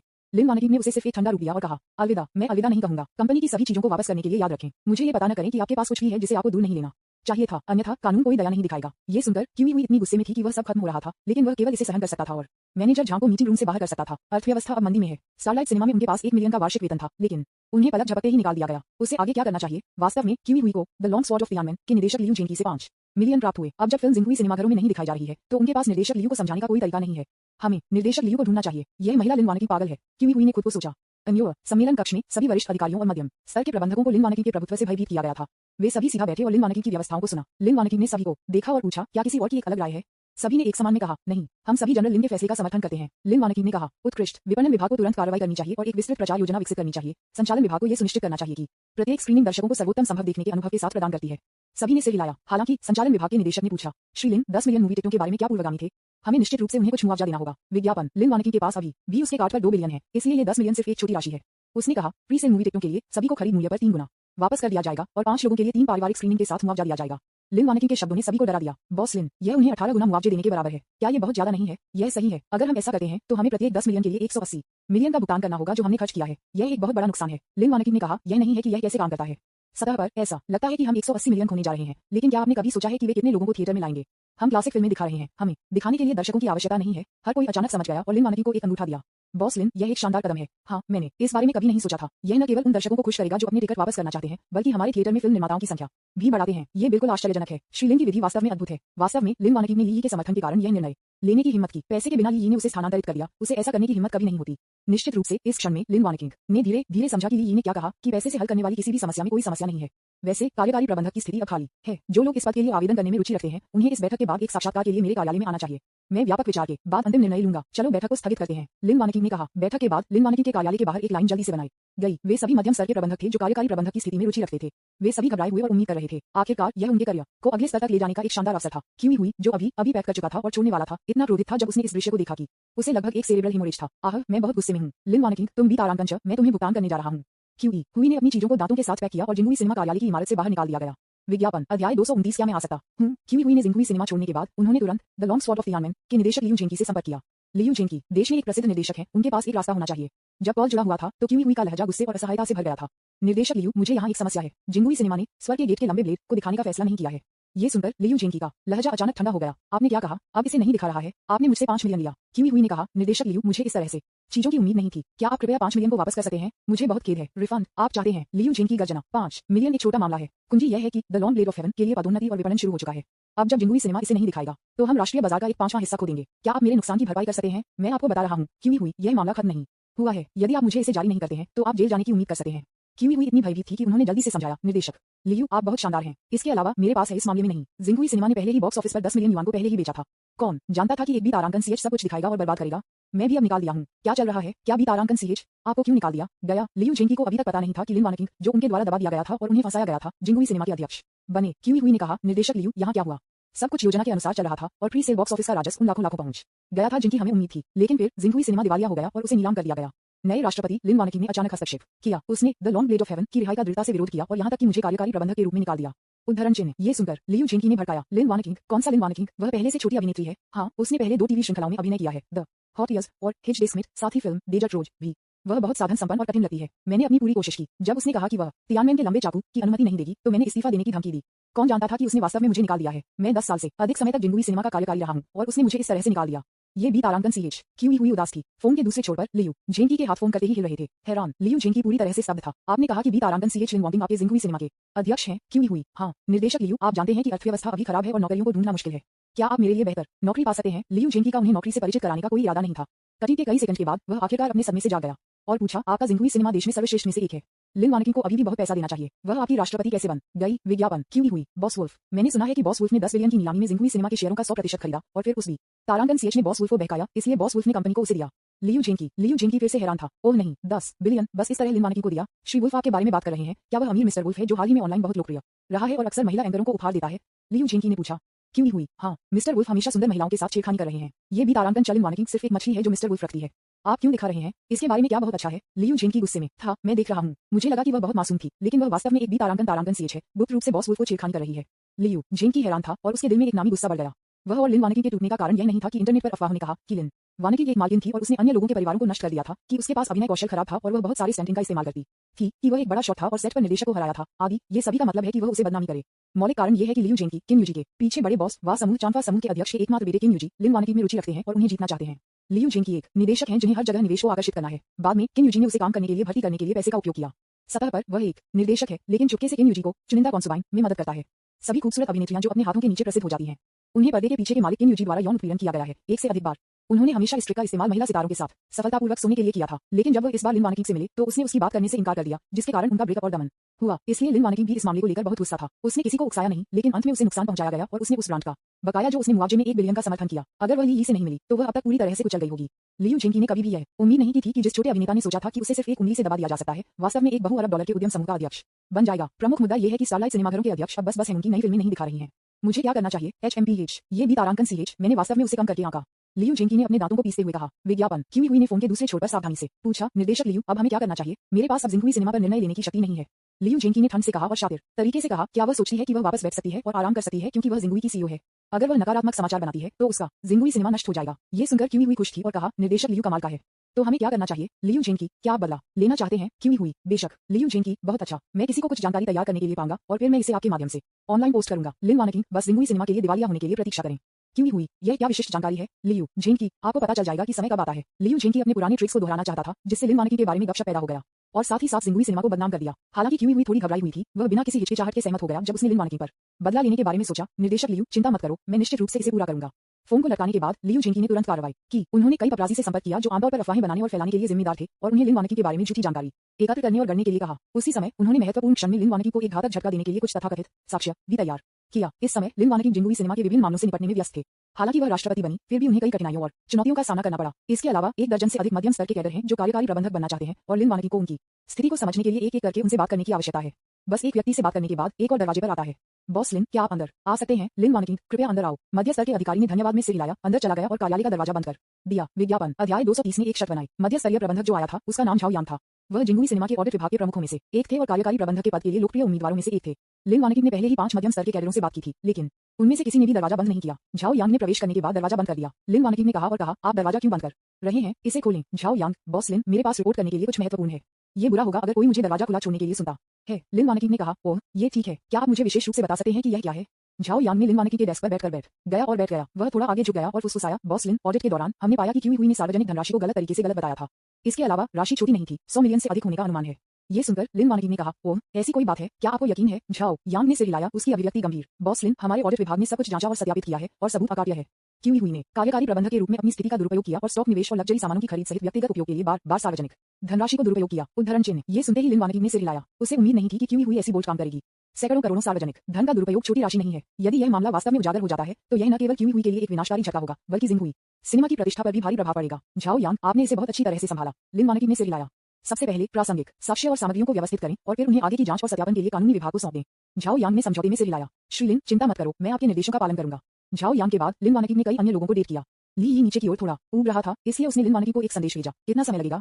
लिन वानगी ने जवाब दिया, मुझे क्षमा करें, मुझे वास्तव में खेद है। मैं आज कंपनी में बहुत सारी चीजें हैं। आपके साथ आने के लिए नीचे आने से पहले शायद 1 घंटे से अधिक समय लगेगा।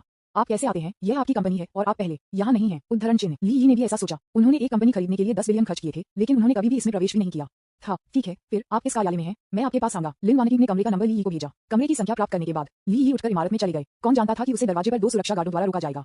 हेलो सर, क्या आप यहाँ कुछ करने या किसी की तलाश करने के लिए हैं? ली यी, किसी की तलाश में? तुम किसे ढूंढ रहे हो? ली यी, अपने सीईओ लिन की तलाश में। हमारे महाप्रबंधक लिन की तलाश है। विज्ञापन। सुरक्षा गार्ड ने ली यी को संदिग्ध रूप से देखा। जाहिर है कि उसकी पहचान पर संदेह है। आखिरकार राष्ट्रपति लिन केवल कुछ दिनों के लिए यहाँ थे, इसलिए बहुत से लोग उसे देखने नहीं आए। इसके अलावा ली यी के आकस्मिक पोशाक को देखते हुए वह ऐसा नहीं लगती थी कि वह गंभीर मामलों पर चर्चा करने के लिए यहाँ थी। क्या आपका कोई अपॉइंटमेंट है? सुरक्षा गार्डों में से एक ने विनम्रता से लेकिन दृढ़ता से पूछा। ली यी, मेरे पास कोई नियुक्ति नहीं है, लेकिन मैं आपके सीईओ लिन का दोस्त हूँ और उसने मुझे आने के लिए कहा। ये सुनकर दोनों सुरक्षा गार्डों ने एक दूसरे को देखा, जाहिर तौर पर जवाब से संतुष्ट नहीं थे। सुरक्षा गार्डों में से एक ने कहा, मुझे क्षमा करें सर, हम आपको बिना किसी नियुक्ति के जाने नहीं दे सकते। ली यी, आपके सीईओ लिन ने मुझे बुलाया। क्या यह एक नियुक्ति के रूप में गिना जाता है? एक सुरक्षा गार्ड एक पल के लिए दम रह गया। एक अन्य सुरक्षा गार्ड ने कहा, श्री लिन ने आपको फोन किया? भाई, क्या आप मुझसे मजाक कर रहे हैं? मिस्टर लिन कौन है? एक मल्टी बिलियन डॉलर कंपनी के सीईओ आपको बुला रहे हैं। ली यी, क्यों? मुझे ऐसा नहीं लग रहा है कि मेरा श्रीलिन के साथ कोई संबंध है। सुरक्षा गार्ड, बेशक ली यी उनसे बात करने में समय बर्बाद नहीं करना चाहती थी, इसलिए उसने कॉल रिकॉर्ड लिए और उन्हें दिखाया। दो सुरक्षा गार्ड एक नजर लेने के लिए आए और निश्चित रूप से पर्याप्त 2 मिनट पहले से एक कॉल रिकॉर्ड था और उस पर लिखा गया नाम लिन वानकी था। हालांकि सुरक्षा गार्ड अभी भी इस पर विश्वास नहीं करता था क्योंकि ली यी एक अमीर व्यक्ति की तरह नहीं दिखता था। हाँ, आप सिर्फ एक नकली उपयोगकर्ता नाम बनाकर हमें मूर्ख बना सकते हैं। बिल्कुल, आप श्रीलिन को जानते हैं, मैं भी श्रीमा को जानता हूँ। ठीक है, परेशानी करना बंद करो, रास्ते से हट जाओ। ये कहने के बाद दो सुरक्षा गार्डों ने ली यी को बाहर कर दिया। ली यी गुस्से में था, मैं सच कह रहा हूँ, आप क्यों नहीं सुनते? ली यी उनसे बात करने के लिए बहुत आलसी था और अंदर जाने वाला था, लेकिन दो सुरक्षा गार्डों ने उसे रोक दिया। सर, अगर आप फिर से ऐसा करते हैं तो हम पुलिस को फोन करेंगे। ली यी अवाक था, क्या नरक, मैंने खुद कंपनी की एक तस्वीर ली और मुझे प्रवेश करने की अनुमति नहीं है। आप वास्तव में चाहते हैं कि मैं आपके महाप्रबंधक लिन से नीचे आने और मुझे ले जाने के लिए कहूँ, है ना? जब वे ये सुनते हैं तो दोनों सुरक्षा गार्ड अपने पेट को पकड़े हुए हंसते थे। भाई, क्या तुम मेरा मजाक उड़ाने के लिए यहाँ हो? श्रीलिन तुम्हें वहाँ ले जा रहा है, क्या तुम दिन में हो रहे हो? हा हा हा, ये सबसे मजेदार मजाक है जो मैंने इस साल सुना है। विज्ञापन, ली यी, ठीक है, क्या आप शर्त लगाने की हिम्मत करते हैं? क्या होगा अगर आपका महाप्रबंधक लिन नीचे आता है और मुझे ले जाता है? क्या आप एक दांव लगा रहे हैं? कौन किससे डरता है? अगर मिस्टर लिन वास्तव में आपको वहाँ ले जाता है तो मैं आपको 10 बार घुटने टेक दूंगा और आपको डैडी कह रहा हूँ। मैं भी, लेकिन अगर आप ऐसा नहीं कर सकते तो हमें प्रत्येक $500 दें। क्या आप हिम्मत करते हैं? ली यी, ठीक है, यह एक सौदा है। ली यी ने अपना सेल फोन निकाला और दो सुरक्षा गार्डों के सामने लिन वानकी के सेल फोन नंबर को डायल किया और स्पीकर फोन को चालू कर दिया। दो सुरक्षा गार्ड अचानक थोड़ा घबरा गए। क्या नरक, ये सच हो सकता है? आप क्यों घबरा रहे हैं? भले ही यह मिस्टर लिन का नंबर हो, क्या वह वास्तव में उसके द्वारा धोखा दिया जा सकता है? यह सही है, डरो मत, जल्द ही कॉल जुड़ा हुआ था। ली यी, क्या आप आ रहे हैं? मैं आपको क्यों नहीं देख सकता? लिन वानकी की आवाज लाउड स्पीकर से आई थी। उद्धरण चिन्ह प्रश्नवाचक चिन्ह प्रश्नवाचक चिन्ह प्रश्नवाचक चिन्ह प्रश्नवाचक चिन्ह प्रश्नवाचक चिन्ह प्रश्नवाचक चिन्ह प्रश्नवाचक चिन्ह प्रश्नवाचक चिन्ह प्रश्नवाचक चिन्ह उद्धरण चिन्ह। दोनों सुरक्षा गार्ड हैरान दिख रहे थे। धिक्कार है, क्या यह आवाज वास्तव में सामान्य लिन है? ली यी ने अपने मुंह के कोने पर एक मुस्कान उठाई, दो सुरक्षा गार्डों पर एक भान उठाई और उन्हें फोन को सौंप दिया। उन्हें सुनने के लिए जारी रखा। वानकी, मुझे सुरक्षा गार्डों द्वारा नीचे की ओर रोक दिया गया था। उन्हें विश्वास नहीं था कि मैं आपका दोस्त था और कहा कि मैं बिना किसी के नहीं जा सकता नियुक्ति। ली यी ने उनकी प्रतिक्रिया को देखने के लिए सुरक्षा गार्डों को अपनी आंखों से संकेत देते हुए कहा। दो सुरक्षा गार्डों के चेहरे बेहद शर्मिंदा हो गए थे। उन्हें उम्मीद नहीं थी कि यह प्रतीत होता है कि साधारण युवक वास्तव में मिस्टर लिन का दोस्त था और श्रीलिन ने व्यक्तिगत रूप से अपनी स्थिति के बारे में पूछताछ करने के लिए बुलाया था। क्या सुरक्षा गार्ड ने आपको रोकने की हिम्मत की? यह अपमानजनक है, मैं आपको अभी लेने के लिए नीचे आऊंगा। लिन वानकी की आवाज में नाराजगी का संकेत था। उन्होंने आपको मुझे ले जाने के लिए कहा। ली यी ने कहा, ठीक है, मैं नीचे आऊंगा और इसे संभालूंगा, कृपया एक पल प्रतीक्षा करें। लिन वानकी ने स्पष्ट रूप से इस मामले को बहुत गंभीरता से लिया। ली यी ने दो सुरक्षा गार्डों पर नजर डाली। वे डर के साथ काम रहे थे, डरते थे कि श्रीलिन आने पर उनके लिए चीजों को मुश्किल बना देंगे। भाई, मेरे प्यारे भाई, कृपया अंदर आओ। दो सुरक्षा गार्डों ने तुरंत रास्ता बनाया और ली यी के लिए जाने के लिए इशारा किया। हालांकि ली यी दरवाजे पर खड़े थे और उनके अंदर जाने का कोई इरादा नहीं था। आप क्यों घबरा रहे हैं? क्या हम सुश्री लिन से मुझे लेने के लिए कहने वाले नहीं हैं? क्या हम उसे मुझे वहां ले जाने के लिए नहीं कह रहे हैं? भाई, तुम एक महान व्यक्ति हो और बदमाश नहीं करते। हम सिर्फ मजाक कर रहे थे, बस मजाक कर रहे हैं, इसे गंभीरता से मत लो। भाई, दो सुरक्षा गार्डों ने तुरंत समझाया। हालांकि उनके बहाने स्पष्ट रूप से असंबद्ध हैं। विज्ञापन, अध्याय 231, साइबर बुलिंग का सामना करना। ली यी, ओ क्षमा करें, जब मैं गंभीर नहीं था तो आप मुझे अंदर नहीं जाने देंगे। अब जब हम शर्त लगा रहे हैं तो मैं गंभीर हूँ। ये ठीक है, यदि आप इसे स्वीकार नहीं करना चाहते हैं तो बस एक और नौकरी ढूंढें। दोनों सुरक्षा गार्ड अचानक घबरा गए। वे जानते थे कि अगर श्रीलिन के दोस्तों ने एक शब्द कहा तो वे अपनी नौकरी खो देंगे। थोड़ी देर के बाद लिन वानकी नीचे आ गया। लिन वानकी ने एक सरल और सक्षम व्यवसाय सूट पहना था। वह अपने चेहरे पर माफी और असहायता की नजर के साथ दरवाजे की ओर बढ़ गई। उसने ली यी और दो सुरक्षा गार्डों को दूर से दरवाजे पर खड़े देखा और मोटे तौर पर स्थिति को समझा। ली यी, मुझे इतना खेद है कि आप इतने लंबे समय तक इंतजार कर रहे हैं और इस तरह की गलतफहमी पैदा कर रहे हैं। लिन वानकी ने संपर्क किया और ली यी से माफी मांगी। फिर उसने दो सुरक्षा गार्डों में अपनी टकटकी लगाई और गंभीरता से कहा, क्या चल रहा है? उसने कहा कि वह मेरा दोस्त है, आप उसे कैसे अंदर नहीं कर सकते? ये सुनकर दो सुरक्षा गार्डों ने भी पलटवार किया और उन्होंने माफी मांगने के लिए बार बार अपना सिर झुकाया। बॉस लिन, मुझे खेद है, हमें नहीं पता था। क्या आप लोगों को सिर्फ इसलिए रोक सकते हैं क्योंकि आप नहीं जानते हैं? यह आपका कर्तव्य है, लेकिन आप अपने अनुपात की भावना खो नहीं सकते। लिन वानकी ने उन्हें बाधित किया, उसका स्वर निर्विवाद रूप से भरे हुए, इस बार इसे भूल जाओ, लेकिन अगर अगली बार फिर से ऐसा कुछ होता है तो बस छोड़ दें। दो सुरक्षा गार्डों ने बार बार सिर हिलाया, गुप्त रूप से भाग्यशाली महसूस किया कि यह सिर्फ एक मौखिक चेतावनी थी और उन्होंने वास्तव में अपनी नौकरी नहीं खोई। चल दर, लिन वानकी ने कहा। हालांकि ली यी ने छोड़ने से इनकार कर दिया और कहा, मैं इस तरह से नहीं छोड़ सकता। लिन वानकी, फिर आप कैसे छोड़ने जा रहे हैं? ली यी, हमने एक शर्त लगाई। हम शर्त लगाते हैं कि क्या आप मुझे वहां ले जा सकते हैं? अगर आपने किया तो मैं जीत गया, यदि नहीं तो मैं हार गया। लिन वानकी अवाक था, खुद को सोच रहा था, तुम क्यों हो एक अमीर आदमी दो सुरक्षा गार्डों के साथ इस तरह के एक उबाऊ दांव लगा रहा है? हालांकि दूसरों के सामने वह निश्चित रूप से ली यी के अधिकार को 100% का बचाव करेगी। लिन वानकी ने कहा, कोई बात नहीं, फिर मैं तुम्हें ले जाऊंगा। लिन वानकी नीचे झुक गया और ली यी उसकी पीठ पर झूठ बोलने में संकोच नहीं करता था। सौभाग्य से लिन वानकी औसत लड़की की तुलना में लंबा और मजबूत था, इसलिए वह अपनी पीठ पर ली यी को ले जाने में कामयाब रही। जब उन्होंने ये देखा तो दो सुरक्षा गार्ड हैरान थे। ओह नहीं, यह एक बहु-अरब डॉलर कंपनी का सीईओ है और अब वह एक बड़े आदमी को अपनी पीठ पर ले जा रहा है। उनका विश्वदृष्टि रह गई। एक सुंदर सीईओ एक हारे हुए आदमी के लिए भुगतान कर रहा है। लिन वानकी ने अपनी पीठ पर ली यी को ले जाया। हालांकि उसके कदम थोड़े भारी थे, उसके चेहरे पर एक मुस्कान थी। विज्ञापन, ली यी, आप बहुत भारी हैं, आपको भविष्य में अपना वजन कम करने की आवश्यकता है, मैं आपके द्वारा लगभग कुचल गया हूँ। लिन वानकी ने मजाक में कहा। ली यी लिन वानकी की पीठ पर लेट गए, अपने शरीर के तापमान और सांस लेने को महसूस करते हुए। एक लड़की के लिए वास्तव में अच्छा था जो उसे अपनी पीठ पर ले जा सके। यह इतना अच्छा क्यों लगता है? ये लानत है। ली यी ने थोड़ा मुस्कुराया और लिन वानकी की गर्दन पर गर्म हवा की एक सांस उड़ा दी। गर्दन के लिए एक संवेदनशील स्थान है हर कोई, और लिन वानकी कोई अपवाद नहीं है। ली यी की गर्म हवा की सांस ने तुरंत उसे आरामदायक और सुन्ना महसूस कराया और उसका चेहरा तुरंत बह गया। लिन वानकी ने किसी को भी इसे देखने की हिम्मत नहीं की, इसलिए वह आगे बढ़ती रही, लेकिन फुसफुसाया, इतने सारे लोगों को देखने के साथ आप क्या कर रहे हैं? ली यी ने भी फुसफुसाते हुए कहा, जब कोई नहीं देख रहा है तो हम क्या कर सकते हैं? लिन वानकी, आप बुरे आदमी हैं। लिन वानकी को ली यी को लिफ्ट में ले जाते हुए देखकर दो सुरक्षा गार्ड आखिरकार अपने होश में आ गए और जल्दबाजी में उसका पीछा करते हुए कहा, बॉस लिन, आपको उसे अब ले जाने की जरूरत नहीं है, हम हार मानते हैं और सजा को स्वीकार करते हैं। लिन वानकी, आपने क्या दांव लगाया? दो सुरक्षा गार्डों ने कुछ नहीं कहा, लेकिन बस ली यी के सामने नीचे गिरा, 10 बार काउट आउट और फिर चिल्लाया, पिताजी, हम गलत थे, कृपया हमें क्षमा करें। उद्धरण चिन्ह प्रश्नवाचक चिन्ह प्रश्नवाचक चिन्ह प्रश्नवाचक चिन्ह प्रश्नवाचक चिन्ह प्रश्नवाचक चिन्ह प्रश्नवाचक चिन्ह उद्धरण चिन्ह। इस अचानक कार्रवाई ने लिन वानिकी को भ्रमित कर दिया। क्या चल रहा है? ली यी ने उनके साथ इस तरह की एक उबाऊ शर्त बनाई। लिन वानिकी ने ली यी को नीचे रखा। दो सुरक्षा गार्डों ने पहले से ही काउट आउट किया था और अपने सिर को लाल चेहरों से नीचे कर दिया था, न कि उन्हें आंखों में देखने की हिम्मत नहीं थी। ली यी ने अपने स्वर की नकल की और कहा, मैं सिर्फ मजाक कर रहा था, आप इसे गंभीरता से कैसे ले सकते हैं? सुरक्षा गार्ड, दो सुरक्षा गार्ड अवाक थे। वे वास्तव में कहना चाहते थे, भाई क्या तुम मुझसे मजाक कर रहे हो? इतना गंभीर या सिर्फ मजाक कर रहे हैं? इसके अलावा आपको कहना चाहिए था कि आप पहले मजाक कर रहे थे। आप पहले से ही काउट आउट हैं और पिताजी ने आपको बुलाया है और आप केवल ये कह रहे हैं कि आप मजाक कर रहे थे। आपने ये जानबूझकर किया। ठीक है, चलो बस इस मामले को जाने दो, लिन वानिकी ने कहा। आप दोनों को अगली बार अधिक सावधान रहना चाहिए। यदि कोई मेरे पास आता है तो क्या आप इसकी जांच नहीं करेंगे? दो सुरक्षा गार्डों ने बार बार सिर हिलाया और कहा, बॉस लिन, हम जानते हैं कि हम गलत थे, हम इसे तुरंत सही कर देंगे। लिन वानिकी ने सिर हिलाया और ली के साथ लिफ्ट में चला गया। विज्ञापन, लिफ्ट का दरवाजा दो सुरक्षा गार्डों के जटिल गजों के नीचे बंद हो गया। लिन वानिकी लिफ्ट के एक कोने में खड़े थे, थोड़ा सांस लेते हुए। ली को ले जाने के दृश्य ने अभी उसे थोड़ा शर्मिंदा महसूस कराया, लेकिन इसका अधिक एक अकथनीय भावना थी। माहौल थोड़ा अस्पष्ट था और लिन वानिकी को पता नहीं था कि उसके हाथ कहां डालें। सौभाग्य से लिफ्ट थोड़ी देर में फर्श पर पहुंच गई। दोनों लिफ्ट से बाहर चले गए और लिन वानिकी ने ली को अपने कार्यालय में ले गया। कार्यालय विशाल और उज्जवल है, बस और सुरुचिपूर्ण ढंग से सजाया गया है, एक पेशेवर महिला की क्षमता और बुद्धिमत्ता को दूर करते हुए। कृपया एक पल के लिए बैठें, मैं आपको एक कप कॉफी डालूंगा। लिन वानिकी ने कहा कि वह पानी के डिस्पेंसर की ओर चली गई। ली सोफे पर बैठ गई और कार्यालय के चारों ओर देखा। वह मदद नहीं कर सकता था, लेकिन अपने दिल में आह भरता है, यह $1 अरब की कंपनी का सीईओ कार्यालय है, ये वास्तव में आरामदायक है। लिन वानिकी ने ली को एक कप कॉफी डाला और दोनों ने थोड़ी देर के लिए इत्मीनान से बातचीत की। तब लिन वानिकी के दरवाजे पर एक दस्तक थी। कृपया अंदर आएं, लिन वानिकी ने कहा। अपने शुरुआती 30 के दशक में एक सुंदर पेशेवर महिला अंदर चली गई। बॉस लिन, कुछ भयानक हुआ है। वह जिंगुई सिनेमा ग्रुप के जनरल अफेयर्स डिपार्टमेंट के निदेशक कियान शुमी हैं। कियान ज़ियामी बोलते रहना जारी रखने वाला था, लेकिन जब उसने लिन वानिकी के कार्यालय में सोफे पर बैठे एक व्यक्ति को देखा तो उसने तुरंत बात करना बंद कर दिया। मंत्री कियान, क्या बात है? लिन वानिकी ने पूछा। कियान ज़ियामी ने ली को देखा, जिसका अर्थ है कि यह कहना मुश्किल था कि बाहरी लोग मौजूद थे। लिन वानिकी ने कहा, ये ठीक है, आगे बढ़ो। तब कियान शुमी ने कहा, बॉस लिन, कुछ भयानक हुआ है। आप साइबर बुलेट हो गए हैं। क्यों हुई? हमारे द्वारा निकाल दिए जाने के बाद असंतुष्ट जानबूझकर आपको ऑनलाइन धब्बा लगा रहा है। लिन वानिकी, ओह, क्या यह उम्मीद नहीं थी? उसने इसे कैसे धब्बा दिया? कियान शुमी, ये मैं कहने की हिम्मत नहीं करता। लिन वानिकी ने उसे देखा और कहा, बोलो। कियान शुमी ने कहा, बॉस लिन, आपको खुद पर एक नजर डालनी चाहिए। उसने अपना सेल फोन लिन वानिकी को सौंप दिया। ली इस बारे में उत्सुक थे कि दूसरी पार्टी उसे कैसे बदनामी कर रही थी, इसलिए वह देखने के लिए आया था। मैंने देखा कि कियान ज़िमी के डोइन पर एक वीडियो था जिसे क्यू हुई द्वारा स्वयं रिकॉर्ड किया गया था। इसने लिन वानिकी पर एक मालकिन होने का आरोप लगाया और फिर मिस्टर लैंग को बहकाया, चौथी मालकिन बन गई और उसे जिंगुई सिनेमा में जाने के लिए धोखा दिया। ये बहुत शर्मनाक था। वीडियो में क्यू हुई पर खड़ा था नैतिक उच्च भूमि और लिन वानिकी की आलोचना कठोर रूप से की। उन्होंने ये भी कहा कि एक कंपनी इस तरह की अनैतिक मालकिन द्वारा प्रबंधित की जाती है, जल्द ही या बाद में दिवालिया हो जाएगी और सभी को फिल्म देखने के लिए जिंगुई सिनेमा में नहीं जाने का आह्वान किया। यह वीडियो जल्दी से लोकप्रिय हो गया। केवल 2 घंटों में इसमें 100,000 से अधिक पसंद और 1000 से अधिक टिप्पणियां थीं। विज्ञापन, अध्याय 232 अदृश्य दिखावा। लिन वानिकी ने वीडियो के टिप्पणी अनुभाग पर क्लिक किया। मैंने बहुत सारी टिप्पणियां देखी जो घृणित थीं। लिन वानिकी की बी तारांकन CH किसी को उसकी मालकिन बनने के लिए बहलाता था और यहां तक कि अपनी फिल्मांकन की नौकरी भी खो देता था। अब वह मिस्टर लैंग को फिर से बहलाने की कोशिश कर रही है। वह वास्तव में एक कुत्ता है जो अपनी प्रकृति को नहीं बदल सकता है। आप किसी व्यक्ति को उनकी उपस्थिति से न्याय नहीं कर सकते। वह एक सभ्य व्यक्ति की तरह दिखती है, लेकिन वह वास्तव में इस तरह का व्यक्ति है। घृणा, क्या आप अभी भी जिंगुई सिनेमा में जाने की हिम्मत करते हैं? यह एक दिन एक मालकिन द्वारा दिवालिया हो सकता है। मैं ऐसे अनैतिक लोगों द्वारा चलाई जा रही कंपनी में नहीं जाऊंगा, चाहे वह फिल्म का टिकट कितना भी सस्ता क्यों ना हो। मैं या तो नहीं जाऊंगा। अगर मैं जाता तो मैं सिर्फ उसके भ्रष्ट व्यवहार को प्रोत्साहित करूंगा। कुछ पन्नों के माध्यम से लापरवाही से फ्लिप करने के बाद लिन वानिकी का चेहरा अधिक से अधिक बदसूरत हो गया। उसकी उंगलियां कसकर फोन को पकड़ रही थीं और उसके नाखून लगभग उसके मांस में खुदाई कर रहे थे। ली भी इसे देखकर हैरान था। मुझे उम्मीद नहीं थी कि साइबर हिंसा इतनी अतिरंजित होगी और अपमान बहुत कठोर था। लिन वानिकी ने एक गहरी सांस ली, खुद को शांत करने की कोशिश की और कियान ज़िमी को देखा। तुरंत कानूनी विभाग से संपर्क करें और मुकदमा के लिए सामग्री तैयार करें। उसी समय जनसंपर्क विभाग को सूचित करें। हमें तथ्यों को स्पष्ट करने के लिए जल्द से जल्द एक बयान जारी करने की आवश्यकता है। उद्धरण चिन्ह। कौन जानता था कि जैसे ही लिन वानिकी ने बोलना समाप्त किया, जनसंपर्क विभाग के निदेशक ने भाग लिया। बॉस लिन, कुछ भयानक हुआ है। लिन वानिकी के दिल ने एक धड़कन को छोड़ दिया और उसने पूछा, फिर से क्या हुआ? जनसंपर्क विभाग के प्रमुख ने कहा, हमारे व्यापार रहस्य क्यू हुई द्वारा लीक हो गए थे। लिन वानिकी, वास्तव में क्या हुआ? PR विभाग के प्रमुख ने कहा, उन्होंने ऑनलाइन घोषणा की कि स्टार शाइन स्वर्ग का ब्लेड नहीं दिखाएगा और यह कि पहले से ही बुक किए गए टिकट वापस कर दिए जाएंगे। अब एक बड़ी ऑनलाइन चर्चा है, हर कोई हमारी कंपनी की आलोचना कर रहा है।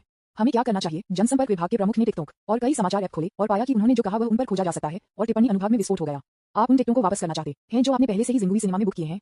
यह अपमानजनक है। क्या नरक, तुम हमसे मजाक कर रहे हो? हमें वापस दे दो, हमें वापस दे दो। जिंगुई सिनेमा मनोरंजन उद्योग से बाहर निकले। यह व्यवहार बहुत बुरा है। उनके अनियमित व्यवहार के साथ मैं उन्हें बर्दाश्त नहीं करूंगा। मैं फिर से जिंगुई सिनेमा में नहीं जा रहा हूं। इसे पढ़ने के बाद लिन वानिकी ने अपने सिर पर खून की वृद्धि महसूस की। उसे उम्मीद नहीं थी कि क्यों हुई इतनी क्रूर होगी। न केवल उसने अफवाहें फैली और उसे ऑनलाइन निंदा की, उसने कंपनी के व्यवसाय के रहस्यों को भी लीक कर दिया। जिंगुई सिनेमा को एक निष्क्रिय स्थिति में डाल दिया। ली ने देखा कि लिन वानिकी का चेहरा पीला था और जानता था कि उसे इस समय जबरदस्त दबाव में होना चाहिए। वह मुस्कुराया और कहा, वह इस ट्रिक का उपयोग जिंगुई सिनेमा को प्रस्तुत करने के लिए मजबूर करने के लिए करना चाहता है और चाहता है कि आप the long blade of heaven gate को उनकी इच्छाओं के अनुसार जारी करें। विज्ञापन, लिन वानिकी, हाँ, क्यों हुई इतनी नीच है? PR विभाग के प्रमुख ने पूछा, बॉस लिन, अब हमें क्या करना चाहिए? क्या स्वर्ग का लंबा ब्लेड अभी भी जारी किया जाएगा?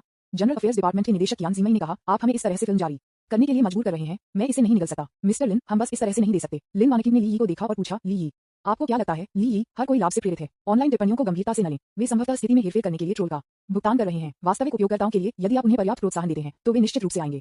पैसा खर्च करो। जब तक मुआवजा पर्याप्त है तब तक इस नकारात्मक जनमत को जिंगुई सिनेमाघरों के लिए एक मजबूत पदोन्नति में बदल दिया जा सकता है। उद्धरण चिन्ह, लिन वानिकी, वास्तव में हमने आज सुबह अपनी बैठक में एक प्रारंभिक मुआवजा योजना पर भी फैसला किया है। हम 3 में सभी पूर्व बेचने वाले मूवी टिकटों को वापस करने की योजना बनाते हैं। खरीद मूल्य का समय और फिल्म देखने के लिए 5 के परिवारों के लिए 3 टिकटों के साथ उन्हें क्षतिपूर्ति करें। उद्धरण चिन्ह, ली ने अपना सिर हिलाया और कहा, यह अच्छा लगता है लेकिन दर्शक इसे नहीं खरीद सकते हैं। कई बुजुर्ग लोग 5 टिकटों के परिवार के लिए सिनेमा में जाने के लिए अनिच्छुक हैं। जिनके टिकट वापस कर दिए जाते हैं, वे सोच सकते हैं कि जिंगुई सिनेमा जानबूझकर एक जाल स्थापित कर रहा है। मुझे लगता है कि उन्हें केवल 30 गुना मुआवजा देना बेहतर होगा। ये सरल और सीधा है और वे इसे स्वीकार करने की अधिक संभावना करेंगे। उदाहरण चिन्ह मुआवजे का 30 गुना, ये 300 मिलियन है। जनरल अफेयर्स डिपार्टमेंट के निदेशक कियान जिमई स्तब्ध थे। बॉस लिन, ये बहुत अधिक नहीं है। अगर हम ऐसा करते रहेंगे तो हम फिर से दिवालिया हो जाएंगे। जनसंपर्क विभाग के प्रमुख भी स्तब्ध थे। ली, यह महंगा नहीं है। इस पैसे का उपयोग लोगों के दिलों और दिमागों को जीतने के लिए किया जाता है। इसका उपयोग जिंगुई सिनेमा के वफादार ग्राहकों की एक बड़ी संख्या को रखने के लिए किया जाता है। ये बिल्कुल भी महंगा नहीं है। वास्तव में ली ने सोचा, यहाँ तक कि 30 गुना मुआवजा केवल 300 मिलियन है। मुझे बस डर है कि आप बहुत कम खर्च करेंगे। जितना अधिक आप खर्च करते हैं, मैं उतना ही खुश रहूंगा। हालांकि लिन वानकिन के पास अभी भी अपने खाते में 2 बिलियन थे, लेकिन ली ने आखिरकार पैसा खर्च करने का अवसर जब्त कर लिया था और स्वाभाविक रूप से इसे याद नहीं करेंगे। ली ने अपने फोन पर कुछ बार क्लिक किया और तुरंत 1 और 10 बिलियन को लिन वानकिन में स्थानांतरित कर दिया। पिछले नंबर 6989 के साथ आपके बैंक कार्ड को स्थानांतरण में 1 बिलियन युआन मिला। लिन वानकिन का सेल फोन बजा। लिन वानकिन, कियान जिमी, जनरल अफेयर्स डिपार्टमेंट के निदेशक और जनसंपर्क विभाग के निदेशक वू लेई, सभी ने इसे सुना। वे तीनों स्तब्ध थे। लिन वानकिन ने जल्दबाजी में अपने फोन की जांच की और देखा कि ली ने 1 और 1 बिलियन स्थानांतरित कर दिया था और शेष राशि ने 3 बिलियन दिखाया। जनरल अफेयर्स डिपार्टमेंट के निदेशक और जनसंपर्क विभाग के निदेशक वू लेई ने ली की सच्ची पहचान नहीं जानते थे। वू लेई अकेले की धन को ली द्वारा स्थानांतरित किया गया था। कियान शुमी आश्चर्यचकित था और पूछा, बॉस लिन, क्या ये बॉस लैंग है जिसे बुलाया जाता है? पीआर विभाग के प्रमुख वू लेई भी स्तब्ध थे। उन्होंने कहा, ओह माय गॉड, 1 बिलियन, बस इसे इस तरह स्थानांतरित कर दिया? लिन वानकिन, हाँ बॉस, वुल्फ ने 1 और अरब भेजा। 1 और अरब विज्ञापन, क्या इसका मतलब ये है कि वुल्फ ने युवाओं के खिलाफ एक बार से अधिक बार लड़ाई लड़ी है? जनरल अफेयर्स डिपार्टमेंट के निदेशक और जनसंपर्क विभाग के निदेशक वू लेई ने पूछा। लिन वानकिन ने सिर हिलाया और कहा, हाँ, इसलिए जिंगुई सिनेमा पैसे से कम नहीं है। अब जब उसके पास पैसे हैं तो लिन वानकिन स्ट्रेटर खड़ा है।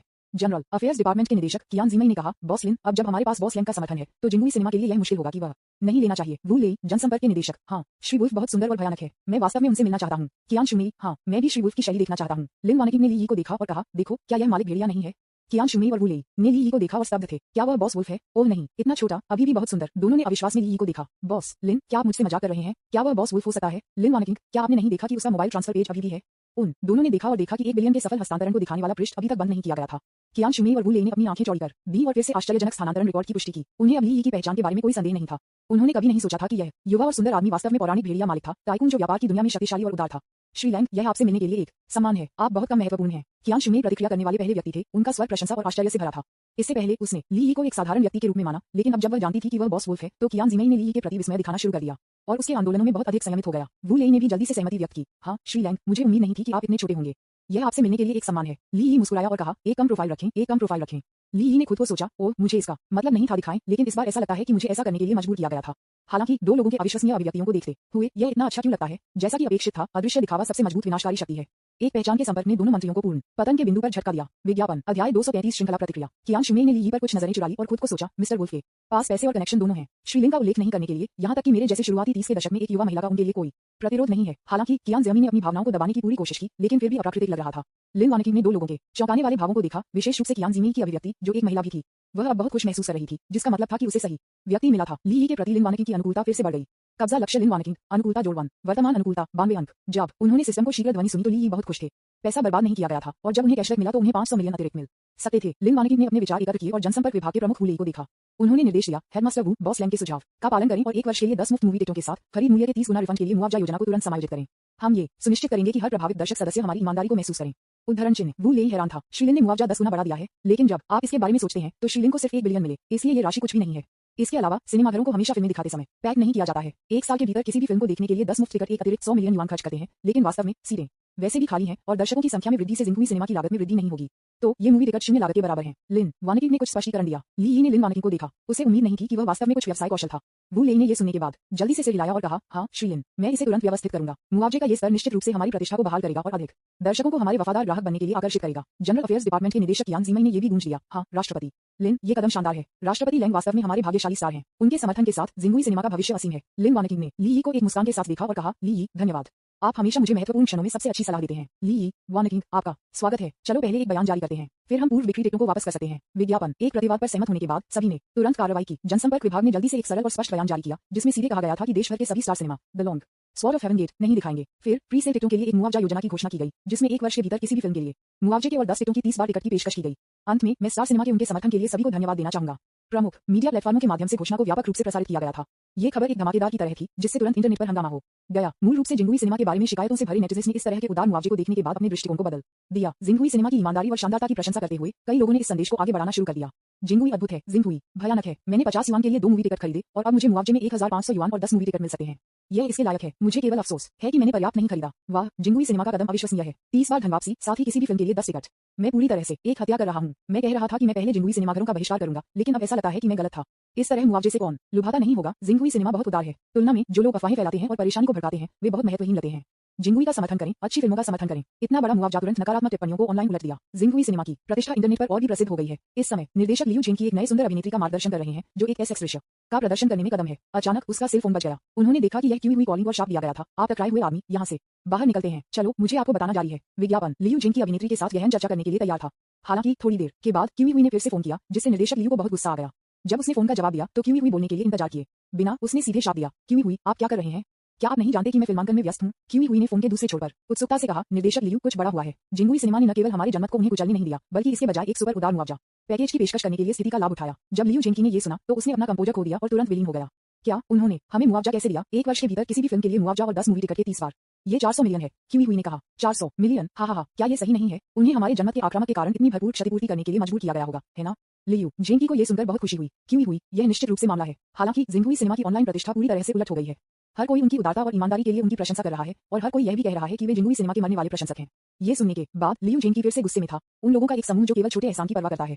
वे थोड़ी मीठी चीज दिए जाने के बाद रिफंड के बारे में भूल गए। ये वास्तव में शर्मनाक है। लियू जेंकी ने गुस्से में अपना फोन फेंक दिया और उसके बगल की नई अभिनेत्री इतनी डरी हुई कि वह कांप गई और कोई आवाज नहीं करने की हिम्मत की। लियू जेंकी अभिनेत्री के साथ गहराई से संवाद करना जारी रखना चाहता था, लेकिन वह अब मूड में नहीं था। कुछ मिनट बाद क्यूई हुई ने फिर से फोन किया। हालांकि फोन जमीन पर गिर गया, लेकिन ये टूटा नहीं था और रिंगिंग साउंड अभी भी था।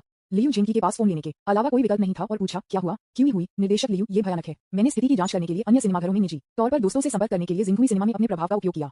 ये देखने के बाद कि Jingui cinema the long blade of heaven gate नहीं दिखाएगा, अन्य प्रमुख सिनेमाघरों ने इस फिल्म के बारे में आशावादी नहीं थे और उनके स्क्रीनिंग समय को कम कर दिया। उद्धरण चिन्ह। ये सुनकर लियू जेंकी का चेहरा तुरंत पीला हो गया। आपने क्या कहा? अन्य थिएटर स्वर्ग के लंबे ब्लेड के बारे में आशावादी नहीं है? ये कैसे संभव है? यह एक प्रमुख आईपी है जिसे मैंने भारी निवेश किया है। क्यूई हुई ने फोन के दूसरे छोर पर उत्सुकता से समझाया, निर्देशक लियू, ये सच है। मेरे दोस्तों ने मुझे बताया कि जिंगुई सिनेमा के हालिया कार्यों के कारण हर कोई स्वर्ग के लंबे ब्लेड के प्रति एक प्रतीक्षा और दृष्टिकोण देख रहा है और बहुत अधिक संसाधनों का निवेश करने के लिए तैयार नहीं है। आखिरकार जिंगुई सिनेमा उद्योग में एक प्रमुख खिलाड़ी है और उनके निर्णय अक्सर पूरे उद्योग की दिशा को प्रभावित करते हैं।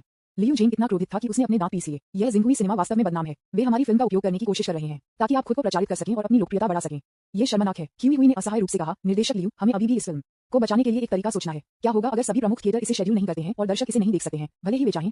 यह सुनकर लियू जेंकी ने भड़काया। उन्होंने कभी उम्मीद नहीं की थी कि जिंगुई सिनेमा के तियानमेन की लंबी तलवार की स्क्रीनिंग नहीं करने के फैसले से इतनी बड़ी श्रृंखला प्रतिक्रिया होगी। विज्ञापन अध्याय 234। भाई यहाँ आओ। लियू जेंकी एक पल के लिए चुप था, फिर शातिर रूप से कहा, ऐसा लगता है कि मुझे कुछ चरम उपायों का सहारा लेना होगा। क्यूई हुई, तुरंत मीडिया आउटलेट्स और प्रभावितों से संपर्क करें जिनके साथ हम काम कर रहे हैं और इसे जारी रखते हैं, लेकिन इस बार एक अलग टोन का उपयोग करें। कहो कि जिंगुई सिनेमा जानबूझकर हमारी फिल्म नहीं दिखा रहा है क्योंकि उन्होंने रिश्वत स्वीकार कर ली है। क्यूई हुई हिचकिचाते हुए जब उन्होंने ये सुना, निर्देशक लियू, यह एक अच्छा विचार नहीं है। ये है, अगर यह उजागर हो जाता है तो हमारी प्रतिष्ठा पूरी तरह से बर्बाद हो जाएगी। उद्धरण चिन्ह। लियू जेंग ने क्यूई हुई की ओर देखा और कहा, आप कैसे डरते हैं?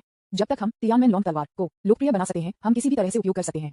बस इसे जल्दी से करें, डाबल न करें। क्यूई हुई ने कहा, निर्देशक लियू, यह सही नहीं है। मैं जिंगुई सिनेमा का कर्मचारी नहीं हूँ और न ही मैं आपका अधीनस्थ हूँ।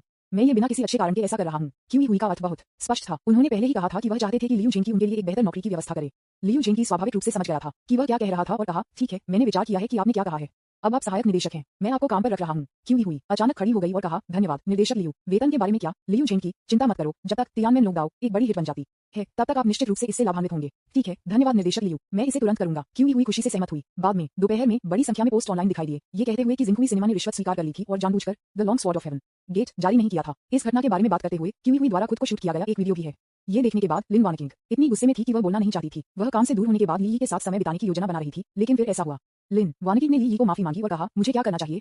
मुझे लगता है कि मुझे आज ओवरटाइम काम करना होगा। ली ने कहा, ये ठीक है, आप अभी राष्ट्रपति हैं और आपके पास निपटने के लिए बहुत सारी चीजें हैं। लिन वानकिंग ने कड़वाहट से मुस्कुराया, लेकिन उसके दिल में एक गर्म भावना बढ़ गई। ली की समझ और समर्थन ने उसे गर्म महसूस कराया। उसने एक गहरी सांस ली और कहा, मैं जल्द से जल्द इन अफवाहों से निपटूंगी। मैं उन्हें जिंगुई सिनेमा की प्रतिष्ठा को प्रभावित नहीं करने दे सकती। इसलिए क्या आप काम करने के लिए मेरे लिए इंतजार करना जारी रखेंगे या अपने दम पर घूमेंगे? हालांकि ली पहले लिन वानकिंग के साथ जाना चाहती थी, लेकिन ऐसा लग रहा था कि वह आज रात व्यस्त थी। वह यहाँ समय बर्बाद नहीं करना चाहता था। फिर मैं बेहतर तरीके से बाहर जाऊंगा और अपने दम पर तलाश करूं। मैं अक्सर राजधानी में नहीं गया, इसलिए मैं अभी तक इससे परिचित नहीं हूँ। मैं बेहतर तरीके से घूमूंगा। लिन वानकिंग ने माफी मांगी, मुझे बहुत खेद है। मुझे उम्मीद नहीं थी कि आज से निपटने के लिए बहुत सारी मुश्किल चीजें होंगी। आगे बढ़ें और अपना काम करें। जब मैं कर रहा हूँ तो मैं आपको फोन करूंगा। ली, ये ठीक है, बस अपना समय ले लो। मेरे यहाँ कुछ दोस्त हैं, इसलिए मैं उन्हें देखने जाऊंगा। लिन वानकिंग, ठीक है। ली जिंगुई सिनेमा से बाहर आया और सीधे दरवाजे पर एक टैक्सी की उपाधि प्राप्त की। विज्ञापन। टैक्सी ड्राइवर ने पूछा, कहाँ? भाई, ली, कैपिटल नॉर्मल यूनिवर्सिटी। ठीक है, कृपया बैठ जाओ। टैक्सी ड्राइवर ने कार शुरू की। ली के पास अब बीजिंग में निपटने के लिए 3 लड़कियां हैं। एक झांग यफी है, एक लिन वानकिंग है और दूसरा जो मी है। जो मी बीजिंग नॉर्मल यूनिवर्सिटी में एक सोफोमो है। उसकी मां किन सुयुन पहले ल्यूकेमिया से पीड़ित थी और ली द्वारा ठीक हो गई थी। ली के प्रति जो मी की अनुकूलता अब 95 अंक है। ली यी ने पहले ही उसे जीत लिया था, लेकिन क्योंकि वह इस अवधि के दौरान माउंटेन सिटी लौट आया था, उनका कोई संपर्क नहीं था और झो मेई की अनुकूलता अब नहीं बढ़ी। ली यी ने महसूस किया कि इस लड़की के साथ अधिक संपर्क होना आवश्यक था। आखिरकार उसके लिए उसकी अनुकूलता में सुधार का मतलब था कि पैसा कमाना और उसकी क्षमताओं में सुधार करना। दूसरों के लिए लड़कियों के साथ छेड़खानी उनका मुख्य काम नहीं है, लेकिन ली यी अलग है, लड़कियों के साथ छेड़खानी उनका मुख्य काम है। ली यी वास्तव में बहुत समर्पित है। पैसा कमाने और अपनी क्षमताओं में सुधार करने के लिए वह लड़कियों को लेने के लिए दुनिया भर में यात्रा करता है। उन्होंने कार में झो मेई को बुलाया। जल्द ही कॉल जुड़ा हुआ था। भाई ली यी, आपने आखिरकार मुझे फोन करने का फैसला किया।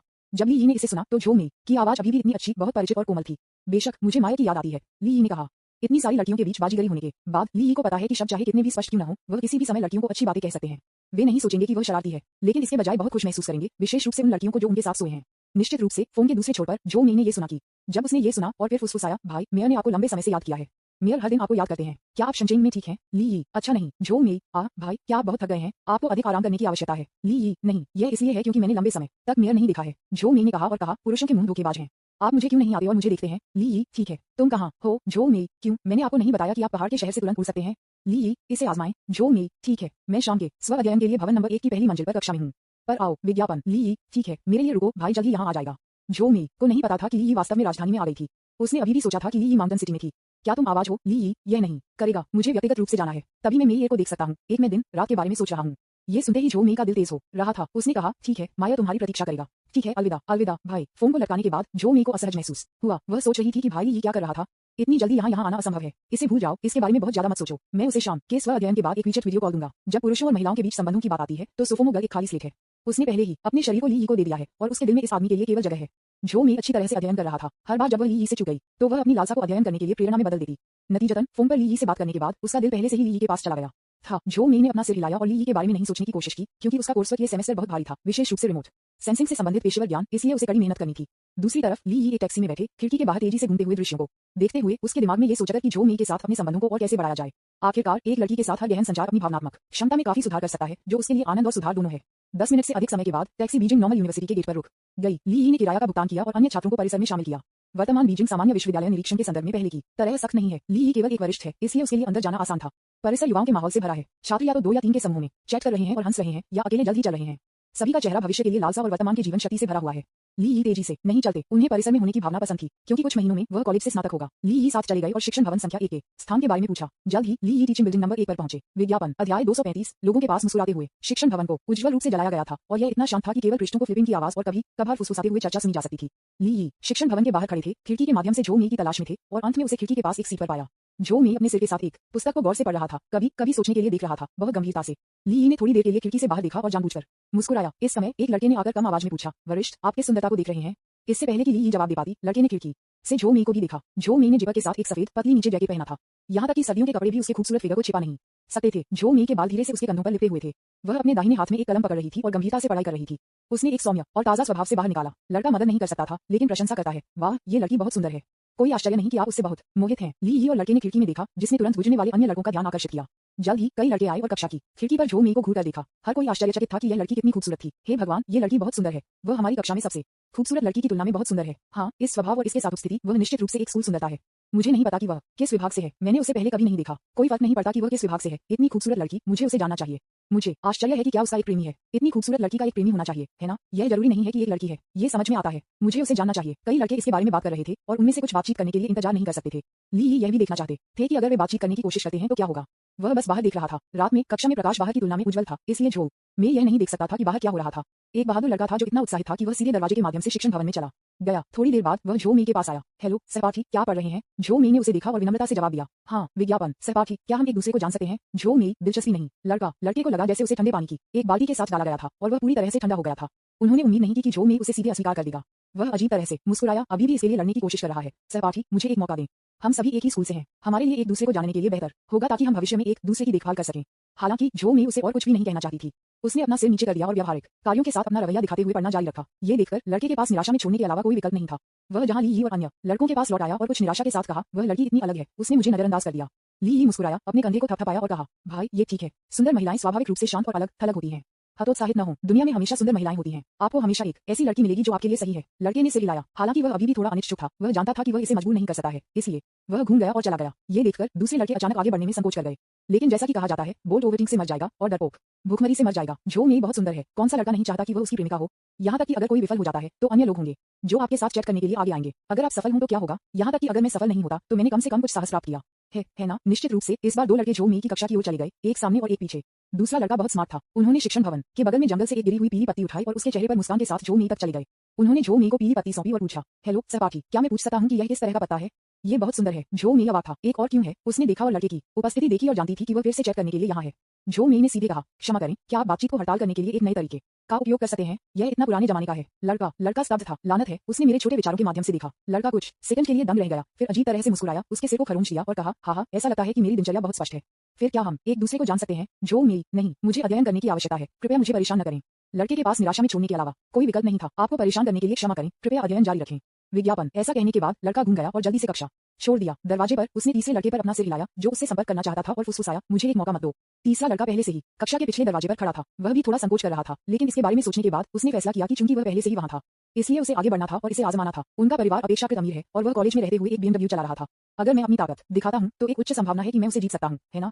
वह अपनी BMW चाबियों को बाहर निकाला, उन्हें अपने हाथ में हिलाया और फिर झो मेई की ओर आत्मविश्वास से चला गया। बाहर ली यी और उसका समूह एक दर्जन से अधिक लड़कों से घिरा हुआ था। जब उन्होंने ये देखा तो हर कोई स्तब्ध था। एफ तारांकन के, यह आदमी इतना नीच है। उसने वास्तव में BMW कीज निकाला। एफ तारांकन के, वह एक अमीर आदमी है। मुझे लगता है कि यह लड़की नीचे ले जाने वाली है। काश अच्छे कैबेज गरीबों के लिए नहीं है। यदि आपके पास पैसा नहीं है तो उच्च अंत वाले लोगों के साथ न खेलें। वुडलम को देखें, उनकी मृत्यु कितनी दयनीय थी। ऐसी सुंदरता कुछ ऐसा नहीं है जिसके साथ हम फ्लर्ट कर सकते हैं। मैं उनके परिवार की ताकत से ईर्ष्या करता हूँ। मैं बस वापस बैठ जाता हूँ और उसे सफलतापूर्वक किसी के साथ हो करता हूँ। हालांकि ली यी ने मुस्कुराते हुए कहा, क्या सफल होना संभव नहीं है। ये सुनकर सभी ने अपने चेहरे पर हैरान भावों के साथ ली यी को देखा। मुझे लगता है कि एक उच्च संभावना है कि कोई समस्या नहीं होगी। हालांकि लड़की अलग है। इस तरह के एक अमीर आदमी के साथ सामना करने पर उसे स्थानांतरित किया जा सकता है। एक लड़के ने कहा। ली यी बस मुस्कुराया और कुछ नहीं कहा। यह वही है जिसे आप अमीर कहते हैं। ऐसा इसलिए है क्योंकि आप नहीं जानते कि मैंने पहले ही उस पर लगभग 70 मिलियन खर्च किए हैं। वह एक टूटी हुई BMW को भी कैसे देख सकती है। निश्चित रूप से तीसरा लड़का स्वाभाविक रूप से झो मेई तक चला गया और अनजाने में उसे अपनी BMW कीज दिखाया। हालांकि इससे पहले कि वह कुछ भी कह पाता, झो मेई पहले से ही क्रोधित था। समय और समय को फिर से बाधित होने के बाद मैं कैसे अच्छी तरह से अध्ययन कर सकता हूँ। क्या तुम ऊब नहीं रहे हो। चले जाओ और मुझे पढ़ते समय मुझे परेशान मत करो। झो मेई ने लड़के को देखा और सीधे कहा। तीसरा लड़का स्तब्ध था। इससे पहले कि वह अपने द्वारा तैयार किए गए वार्तालाप स्टार्टर का उच्चारण कर सकता था, उसे खारिज कर दिया गया था। उसका चेहरा बह गया और वह थोड़ा अभिभूत महसूस कर रहा था। लड़का वहां एक चतुराई में खड़ा था और उसके हाथ में BMW कुंजी एक पल में अपनी सारी चमक खो गई थी। उन्हें उम्मीद नहीं थी कि उन्होंने जो सोचा था कि लड़कियों को लेने के लिए उनका हथियार था, इस लड़की के सामने इतना अनाकर्षक होगा। आपको परेशान करने के लिए क्षमा करें, कृपया अध्ययन जारी रखें। ये कहने के बाद तीसरे लड़के के पास जल्दी से घूमने के अलावा कोई विकल्प नहीं था और लगभग कक्षा से बाहर भाग गया। कक्षा के बाहर एक दर्जन से अधिक लड़के स्तब्ध थे। विज्ञापन। अध्याय 236। क्या ये भी संभव है। BMW आदमी जो हर कोई आशावादी था, सबसे बड़ी विफलता बन गई। इससे पहले कि वह भी बात करना शुरू कर दिया, वह दूर चला गया। हे भगवान, क्या ये लड़की बहुत ठंडी नहीं है। मुझे नहीं लगता कि यह आवश्यक रूप से अलग है। ये समलैंगिकता हो सकती है। हाँ, वह एक एल तारांकन एन होना चाहिए। सभी की चर्चाओं को सुनकर ली यी हंसना चाहती थी। क्या बकवास है। उसके भाई ने पहले ही उसे नीचे धकेल दिया था। ली यी, वास्तव में वह एक एल तारांकन एन नहीं हो सकता है। क्या ये संभव है कि उसका पहले से ही एक प्रेमी हो। ये कैसे संभव है। किसी के साथ उसके रूप में अलग थलग वह एक प्रेमी कैसे पा सकता है। यह सही है। अकेले एक प्रेमी को जाने दो। वह लड़कों से बात भी नहीं करना चाहती है। यह एक एल तारांकन एन होना चाहिए। जो कोई भी वहां जाता है वह मर जाएगा। ली यी ने चकित किया और कहा, यह जरूरी नहीं है। मुझे लगता है कि यह भी संभव है कि उसे चैट करने के लिए आपका दृष्टिकोण गलत है। अगर मैं कार्रवाई करता हूं तो मुझे लगता है कि मैं निश्चित रूप से उसे जीत सकता हूं। सभी ने ली यी को देखा। ली यी एक वरिष्ठ थे और उनसे अधिक परिपक्व लग रहे थे। हर कोई इस बारे में उत्सुक था कि ली यी बातचीत को कैसे मारेंगे। सीनियर, आप बहुत ज्यादा डीन मार रहे हैं। क्या आप नहीं हैं। क्या आपने नहीं देखा कि उनमें से तीनों विफल रहे हैं। क्या आपके पास कोई अन्य ट्रिक्स हैं। यह सही है। अगर आपके पास कोई अच्छी चाल है तो हमें उनके बारे में बताएं। ली यी, इस तरह एक ठंडी लड़की से बात करने में समय बर्बाद मत करो। उसे बात करने का मौका भी मत दो। बस उसके पास जाओ और उसे चुमो। ये सरल और मोटा है और आप उसे एक बार में जीत लेंगे। हर कोई स्तब्ध था। एफ तारांकन के, मुझे लगा कि यह कुछ शानदार चाल है, लेकिन यह इस भयानक एक के रूप में निकला। सीनियर, क्या आप अपने जीवन के बारे में चिंतित हैं। यदि आप वास्तव में ऐसा करते हैं तो आप एक महिला से छेड़छाड़ कर रहे हैं और आप जेल जा रहे हैं। किसी ने ली यी के शब्दों पर विश्वास नहीं किया। ली यी मुस्कुराई और कहा, ठीक है, एक प्रेम संघ के रूप में मैं आज आपको दिखाऊंगा कि लड़कियों को सबसे तेज और सबसे शक्तिशाली तरीके से कैसे उठाया जाए। वीर ने शोर मचाना शुरू कर दिया। ठीक है वरिष्ठ, अगर आप इसे कर सकते हैं तो आगे बढ़ें। यह सही है। हमें एक प्रदर्शनी मैच दें। हम ये भी देखना चाहते हैं कि क्या आप कर सकते हैं चुंबन के साथ सौदासील। हाँ, चूंकि आप बहुत आश्वस्त हैं, मुझे यकीन है कि आप उसके पास जा सकते हैं और उसे चुन सकते हैं और फिर उसे नीचे ले जा सकते हैं। ली यी, ठीक है, चलो पहले ये स्पष्ट करें, कोई फोटो या वीडियो नहीं, बस मुझे देखो। ठीक है, कोई बात नहीं। सीनियर, आओ। वरिष्ठ, हम आप पर भरोसा कर रहे हैं। विज्ञापन। ली यी मुस्कुराया और शिक्षण भवन की ओर चला गया। जल्द ही ली यी कक्षा के पिछले दरवाजे पर पहुंचे। बाहर एक दर्जन या तो लड़के घबराए हुए देख रहे थे। हालांकि वे लंबे समय से फोटो नहीं लेने के लिए समझौते को भूल गए थे और आधे लड़कों ने अपने से फोन निकाले, उन्हें अंदर से इशारा किया और फोटो और वीडियो लेने के लिए तैयार किया। जब ली यी कक्षा के दरवाजे पर चले गए तो उन्होंने झो मेई की स्थिति को देखा। झो मेई अभी भी ध्यान से अध्ययन कर रहा है। ली यी बेहोश मुस्कुराया और उसकी ओर चला गया। झो मेई ने लंबे समय से यह सोचकर छोड़ दिया था कि ली यी वास्तव में घटनास्थल पर आएंगे, क्योंकि उन्हें लगा कि ली यी अभी भी माउंटेन सिटी में थे। झो मेई ने एक किताब पढ़ने के लिए अपना सिर नीचे कर दिया और ली यी के आगमन को नोटिस नहीं किया, लेकिन जब उसने पदयात्रा सुना तो उसने सोचा कि यह कुछ कष्टप्रद व्यक्ति था जो उसे फिर से चैट करने की कोशिश कर रहा था। झो मेई थोड़ा डूब गया और आदमी का पीछा करने के लिए घूम गया। हालांकि जब वह घूमती थी और देखा कि यह ली यी है, इससे पहले कि वह अपने सदमे से उबर पाता, ली यी ने उसके सिर को गले लगाया और उसे सीधे चूमा। जो मी का दिमाग प्रश्न के निशान से भरा था। क्या चल रहा है भाई ली कि मैं दिन और रात के बारे में सोच रहा हूँ कि वास्तव में यहाँ है और तुम मुझे तुरंत चुंबन। अरे बाप रे, इतना खुश। जो मी ने महसूस किया कि उसका दिमाग खाली हो गया है, उसका मस्तिष्क तुरंत बंद हो गया है, उसके दिल की धड़कन तुरंत तेज हो गई है और उसके पूरे शरीर को ऐसा लगा जैसे कि एक विद्युत प्रवाह उसके माध्यम से गुजरा है और वह एक नुकसान में था। वह सहज रूप से ली को दूर धकेलना चाहती थी, लेकिन उसके हाथ अनजाने में उसकी गर्दन के चारों ओर लपेटते थे, चुंबन को गहरा करते थे। जब उन्होंने इस दृश्य को देखा तो कक्षा के बाहर के लड़के सभी स्तब्ध थे, झटका, बेहद हैरान। वे अपनी आंखों पर विश्वास नहीं कर सकते थे। इस वरिष्ठ ने वास्तव में ऊपर जाने और उसे चुनने की हिम्मत की और लड़की की प्रतिक्रिया को देखते हुए वह बिल्कुल भी घृणित नहीं लगती थी और यहाँ तक कि जवाब दे रही थी, पवित्र बकवास, क्या नरक चल रहा है? क्या मैं चकाचौंध हूँ? क्या ये भी संभव है? यह वरिष्ठ बहुत भयंकर है ना? ओह माय गॉड, उस लड़की ने विरोध नहीं किया और यहाँ तक कि वरिष्ठ की गर्दन को गले लगा लिया। क्या ये वास्तव में संभव है? तो ये है कि यह कैसा है? लड़कियों को डोमिनिंग पुरुषों की तरह है। मैंने ये सीखा है, धिक्कार है। तो लड़कियों के साथ छेड़खानी इतनी आसान है? मैं इसे पहले उखाड़ फेंक रहा था। बस उस लड़की के लिए जाओ जिसे आप पसंद करते हैं। विज्ञापन लोगों के एक समूह को लगता है कि उन्होंने इसे सीखा है। बहुत कम लोग जानते थे कि ली और जो मी पहले से ही एक दूसरे के साथ प्यार में थे। वे सीखने में बिल्कुल बेकार हैं। हालांकि लड़कों का ये समूह बहुत उत्साहित था और एक और लड़की को ढूंढना चाहता था जिसे वे पसंद करते थे और फिर ली की नकल करते थे और उसे बलपूर्वक चुनते थे। अधिकांश दर्जन या तो लड़के चले गए। अरे जुआन जी, तुम कहाँ हो? मैं तुम्हें खोजने के लिए यहाँ हूँ। यू, क्या आप लाइब्रेरी में हैं? मैं आ रहा हूँ। शांशन, तुम कहाँ हो? सभी ने उन लड़कियों से संपर्क किया जिन्हें उन्होंने पसंद किया और ली की चाल को लागू किया। आप जानते हैं कि उनमें से कुछ ने वास्तव में काम किया था। उसके और लड़की के बीच खिड़की के कागज की केवल एक पतली परत थी, लेकिन ली द्वारा उकसाने के बाद और जबरदस्ती उसे चुनने के बाद लड़की सहमत हो गई। तारांकन के वरिष्ठ ने मुझसे कभी झूठ नहीं बोला। बेशक कुछ लड़के मुसीबत में पड़ जाएंगे यदि वे ली की चाल सीखते हैं। लड़की को जबरन चुनने के बाद उसे एक काली आंख से पीटा गया और कहा कि वह इसे काउंसलर को रिपोर्ट करेगा। हालांकि ली इंस्टिगेटर उन परिस्थितियों से अनजान था। कक्षा में ली और जो मी ने गले लगाया और जाने से पहले थोड़ी देर के लिए चूमा। जो मी शर्मा गया और आश्चर्य में पूछा, भाई तुम वास्तव में यहाँ क्यों हो? ली, मैं तुम्हें याद किया। जो मी ने अपनी छोटी मुट्ठी के साथ ली की छाती को मुक्का मारा और कहा, तुम बुरे लड़के, तुमने मुझे ये भी नहीं बताया कि तुम आ रहे थे। ली वास्तव में कहना चाहती थी, मैं कुछ दिनों से यहाँ हूँ, लेकिन मैं अन्य लड़कियों के साथ पूरा समय बिता रहा हूँ, इसलिए मैं इसे कैसे कह सकता हूँ? मास्टर ऑफ टाइम मैनेजमेंट के रूप में बस इवेंट से पहले इसे कहीं। हालांकि ली इसे जोर से नहीं कह सकते थे। एक पल के लिए सोचने के बाद उन्होंने कहा, अगर मैं आपको पहले से बताता हूँ तो मैं आपको नहीं दे पाऊंगा आश्चर्य। तो मीने, क्या आप आश्चर्यचकित हैं? आश्चर्य हो रहा है? जो मी की आंखें ये सुनते ही खुशी से चमक गईं। उसने धीरे से सिर हिलाया और कहा, आश्चर्य है, बेशक यह एक आश्चर्य की बात है। भाई ली, आप हमेशा मुझे अप्रत्याशित खुशी लाते हैं। ली ने धीरे से जो मी के लंबे बालों को हिलाया और कहा, मैं कुछ समय के लिए आपके साथ नहीं रहा। क्या आपने मुझे याद किया है? जो मी की आवाज एक मच्छर की तरह नरम थी। बेशक मैं आपको याद करता हूँ भाई ली। मैं आपको हर दिन आपकी आवाज सुनना चाहता हूँ। मैं हाल ही में हर दिन आपके बारे में सपना देख रहा हूँ। ये सुनकर ली को उसके दिल में गर्मजोशी का उछाल महसूस हुआ। उन्होंने जो मी को कसकर गले लगाया और कहा, मेयर, मुझे भी याद है। जो मी बहुत खुश महसूस किया। बस कल्पना कीजिए, एक लड़का हजारों मील की यात्रा करता है, गुप्त रूप से आपके सामने दिखाई देता है और जैसे ही आप मिलते हैं आपको एक भावुक गले और चुंबन देता है। कौन सी लड़की इस तरह के रोमांस का विरोध कर सकती है? ली का कदम अप्रत्याशित था, जिससे जो मी को बेहद खुश महसूस हुआ और ली के प्रति उसकी अनुकूलता फिर से बढ़ गई। विज्ञापन अध्याय 237 माए बहुत खुश लगता है। आए ली ने जो मी को गले लगाया और अचानक एक प्रणाली ने उसके दिमाग में लग रहा था। मेजबान सौंदर्य जो मी, अनुकूलता जोड़ 1, वर्तमान अनुकूलता 96 अंक, क्लोजिंग स्क्वायर ब्रैकेट, वर्तमान उपलब्ध सुदृढ़ीकरण अंक 92.6 अंक है। एक सुंदरता के रूप में सफलतापूर्वक कैप्चर किए जाने वाले बाध्य वस्तु की अनुकूलता का महत्वपूर्ण मूल्य 95 अंक है। 95 अंकों से अधिक के बाद प्रत्येक बिंदु वृद्धि के लिए 10 सुदृढ़ीकरण अंक प्राप्त किए जा सकते हैं। ली की अनजाने में कार्रवाई मुफ्त में 10 सुदृढ़ीकरण अंक अर्जित करने के बराबर थी। सिस्टम शीघ्र ध्वनि सुनने के बाद वह और भी खुश महसूस करता है। वह मदद नहीं कर सकता था, लेकिन दोनों हाथों से जो मी के सुंदर चेहरे को पकड़कर उसके माथे को फिर से चुमा। थोड़ी देर के बाद ली ने धीरे से जो मी को जाने दिया और कहा, मेयर, पहले किताब पढ़ें, मैं यहाँ आपके साथ रहूंगा। जो मी ने अपना सिर हिलाया और कहा, नहीं, मेरे पास अब पढ़ने के लिए दिल नहीं है कि तुम यहाँ हो। ली, तो अब हम क्या करने जा रहे हैं? जो मी, घर जाओ, मैं अपनी माँ से तुम्हें कुछ स्वादिष्ट व्यंजन पकाने के लिए कहूंगा। ली, महान, यह आपकी माँ के खाना पकाने की कोशिश करने का एक अच्छा अवसर है। मेरी माँ का खाना बनाना स्वादिष्ट है। जो मी ने अपनी किताबें पैक करना शुरू कर दिया और जल्द ही वह ली की बांह ले गई और कक्षा से बाहर चली गई। कुछ लड़के जो अभी भी कक्षा के बाहर देख रहे थे, वे पहले से ही स्तब्ध थे। तारांकन के वे इतनी जल्दी होकर रहे हैं। कमाल, मेरे भाई, वह वास्तव में हमारी पीढ़ी के लिए एक रोल मॉडल है। यह अविश्वसनीय है। वरिष्ठ की विधि बस अद्भुत है। कई लड़के इसके बारे में बात कर रहे थे, उनकी आंखें ईर्ष्या और प्रशंसा से भरी थीं। हालांकि वे बाहर आने वाले थे और लड़के सभी छोड़ दिए। ली और जो मी शिक्षण भवन से बाहर चले गए। रास्ते में बहुत ध्यान आकर्षित किया। जो मी पहले से ही सुंदर है और एक उत्कृष्ट स्वभाव है। अब ली के आसपास उसकी बाह के साथ दोनों एक आदर्श मैच की तरह दिखते हैं। जो मी के लिए खरीदा गया हाउस ली बीजिंग नॉर्मल यूनिवर्सिटी के पास चक्सियांग मिंडी में है और वापस चलने में केवल 10 मिनट लगते हैं। उन दोनों ने एक टैक्सी नहीं ली, लेकिन बस चला गया और बातचीत की। ली ने सोचा, जब से मैं जो मी की माँ से मिलने जा रहा हूँ, मुझे कुछ उपहार लाने होंगे। चलो पहले अपनी माँ के लिए कुछ उपहार खरीदें। जो मी ने कहा, आपको इतना विनम्र होने की जरूरत नहीं है। आपने मेरी माँ की जान बचाई और आपने इस घर को खरीदा। वे दोनों सबसे अच्छे उपहार हैं। ली, ये कहा जा रहा है, हम अशुद्ध नहीं हो सकते। हमें कुछ उपहार खरीदने होंगे, लेकिन क्या खरीदना है? दूध, फल, विज्ञापन, ये बहुत निपट रहा है। संयोग से चलते समय ली ने सड़क के किनारे एक जिनेलिफो सोने के गहने की दुकान देखी। ली की आंखें जलती हैं और उसने कहा, चलो अंदर जाते हैं और कुछ सोने के गहने खरीदते हैं। आपकी माँ निश्चित रूप से इसे पसंद करेगी। जो मी, आपको वास्तव में इसे खरीदने की जरूरत नहीं है, बस यहाँ आना सबसे अच्छा उपहार है। हालांकि ली ने जो मी को सोने की दुकान की ओर खींच लिया। वैसे भी इस उपहार को देवी रणनीति सोने के साथ खरीदा जा सकता है। हालांकि जो मी अब ली के प्रेमी है, फिर भी वह देवी रणनीति सोने का उपयोग कर सकती है, लेकिन खर्च किए गए धन को अब वापस नहीं किया जाएगा। हालांकि अगर अच्छी तरह से उपयोग किया जाता है तो यह अनुकूलता में सुधार कर सकता है और वृद्धि अंक अर्जित कर सकता है। दोनों ने स्टोर में प्रवेश किया और एक मुस्कान के साथ विक्रेता द्वारा बधाई दी गई। जिनेलिफो में आपका स्वागत है। क्या आप अपनी शादी के लिए कुछ सोने के गहने देखना चाहेंगे? हार, कंगन या छल्ले? हमारे यहाँ विभिन्न प्रकार की शैलियां हैं और एक ऐसा होना चाहिए जो आपको सूट करे। विक्रेता ने उत्साह से पेश किया। जब जो मी ने विवाह शब्द सुना तो उसका चेहरा एक सेब के रूप में लाल हो गया। वह नहीं बोलती। ली ने कहा, कंगन को देखो। हाँ सर और मैडम, इस तरह कृपया, मैं आपको कंगन दिखाऊंगा। विक्रेता ने दोनों को ब्रेसलेट डिस्प्ले क्षेत्र में ले जाया। काउंटर विभिन्न सोने के कंगन से भरा हुआ था, जिसमें सरल और फैशनेबल से लेकर क्लासिक और भव्य शामिल थे। ली की आंखें उत्तम कंगन के ऊपर बह गईं और अंत में एक सरल अभी तक सुरुचिपूर्ण डिजाइन के साथ एक शुद्ध सोने के कंगन पर गिर गईं।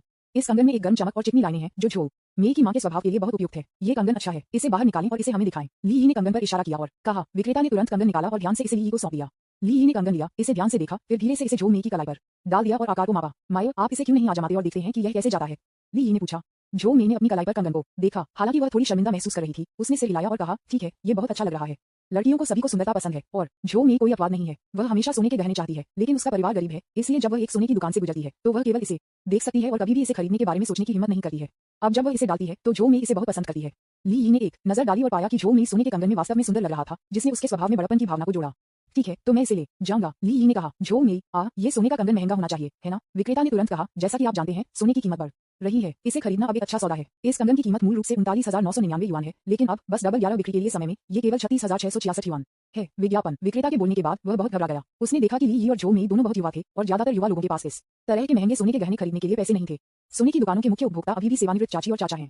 जब वह ये सुनती है तो ली यी आश्चर्यचकित थी। यह इतना सस्ता था, केवल 30,000 से अधिक युआन। ठीक है, उन्हें लपेटो, मुझे 8 चाहिए। विक्रेता ने सोचा कि उसने मिशिया किया है और पूछा, सर आपने कितने कहा? ली यी, 8। विक्रेता उलझन में लग रहा था। वह 10 साल से अधिक समय से सोने के गहने बेच रही है, लेकिन ये पहली बार है जब उसने इस तरह के एक अजीब ग्राहक का सामना किया है जो वास्तव में 8 समान कंगन चाहता है।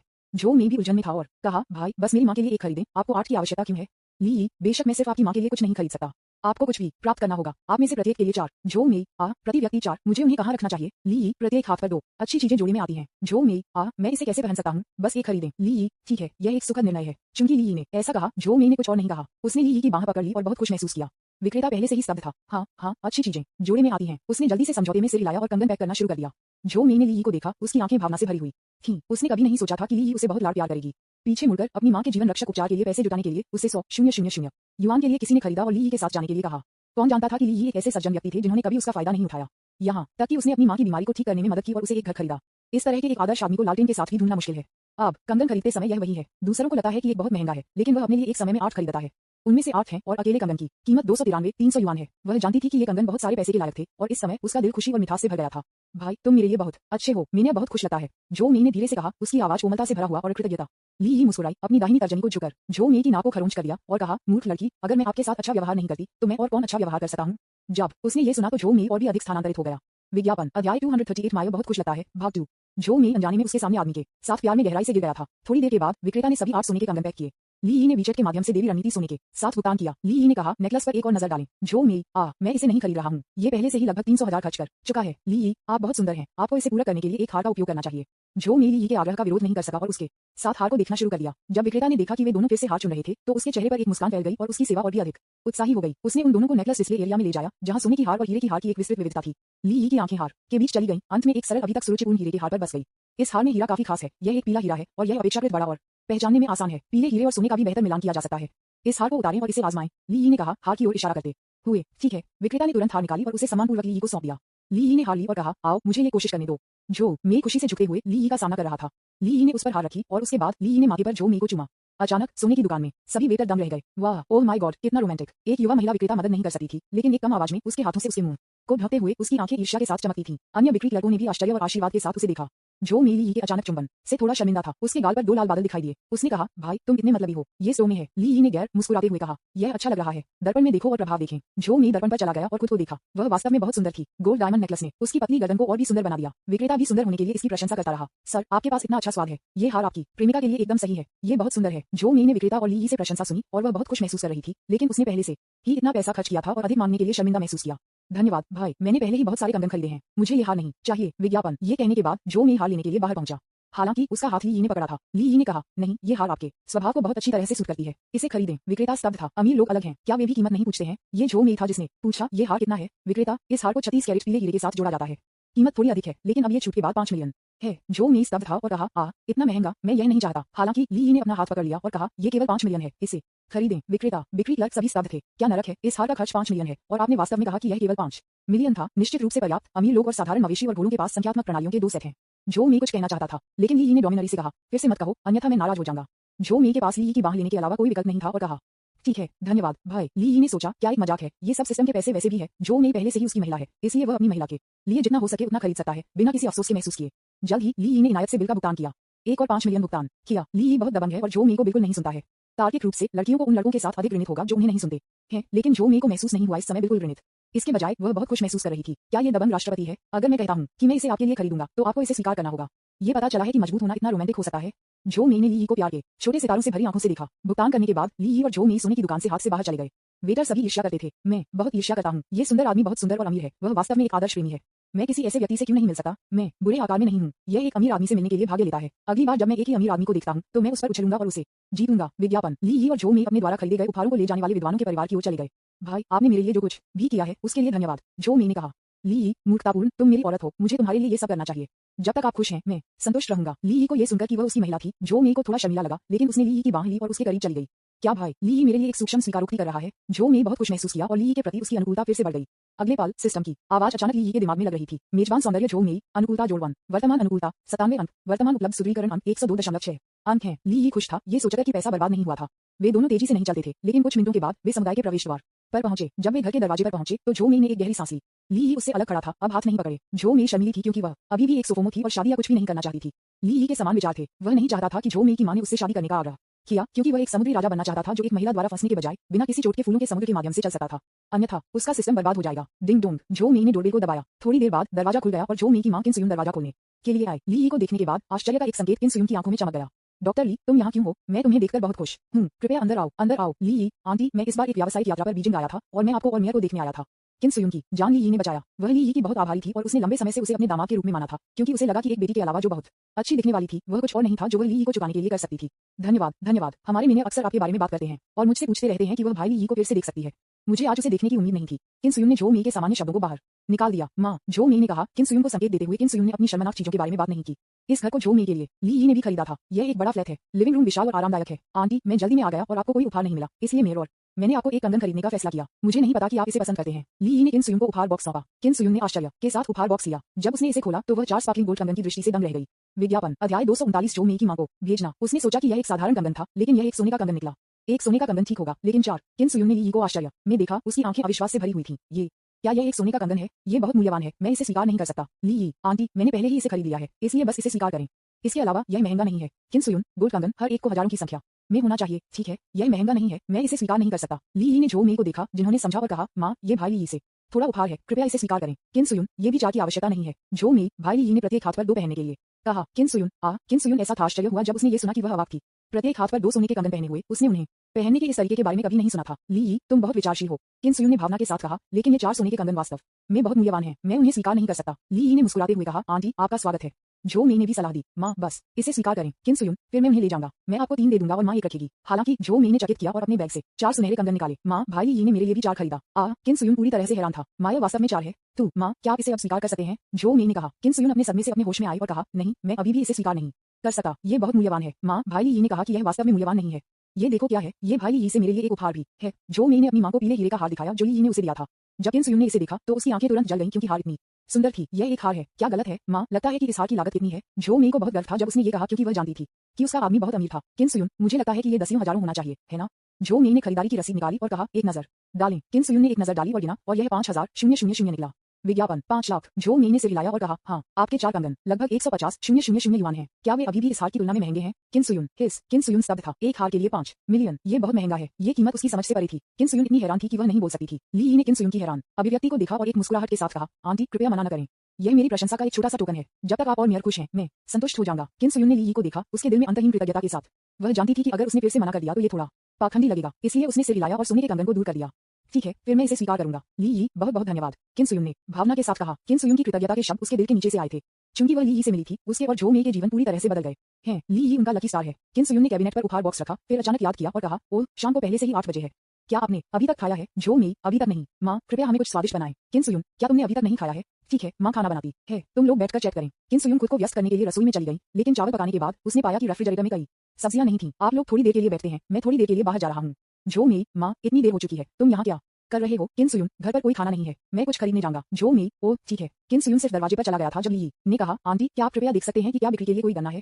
यदि हाँ, तो कुछ खरीदें, मैंने थोड़ी देर में गन्ना नहीं खाया है। जब किन सुयुन ने सुना कि ली यी गन्ना खरीदना चाहती थी तो उसे उसके लिए खरीदना पड़ा, भले ही उसे हर गली और गली से गुजरना पड़े।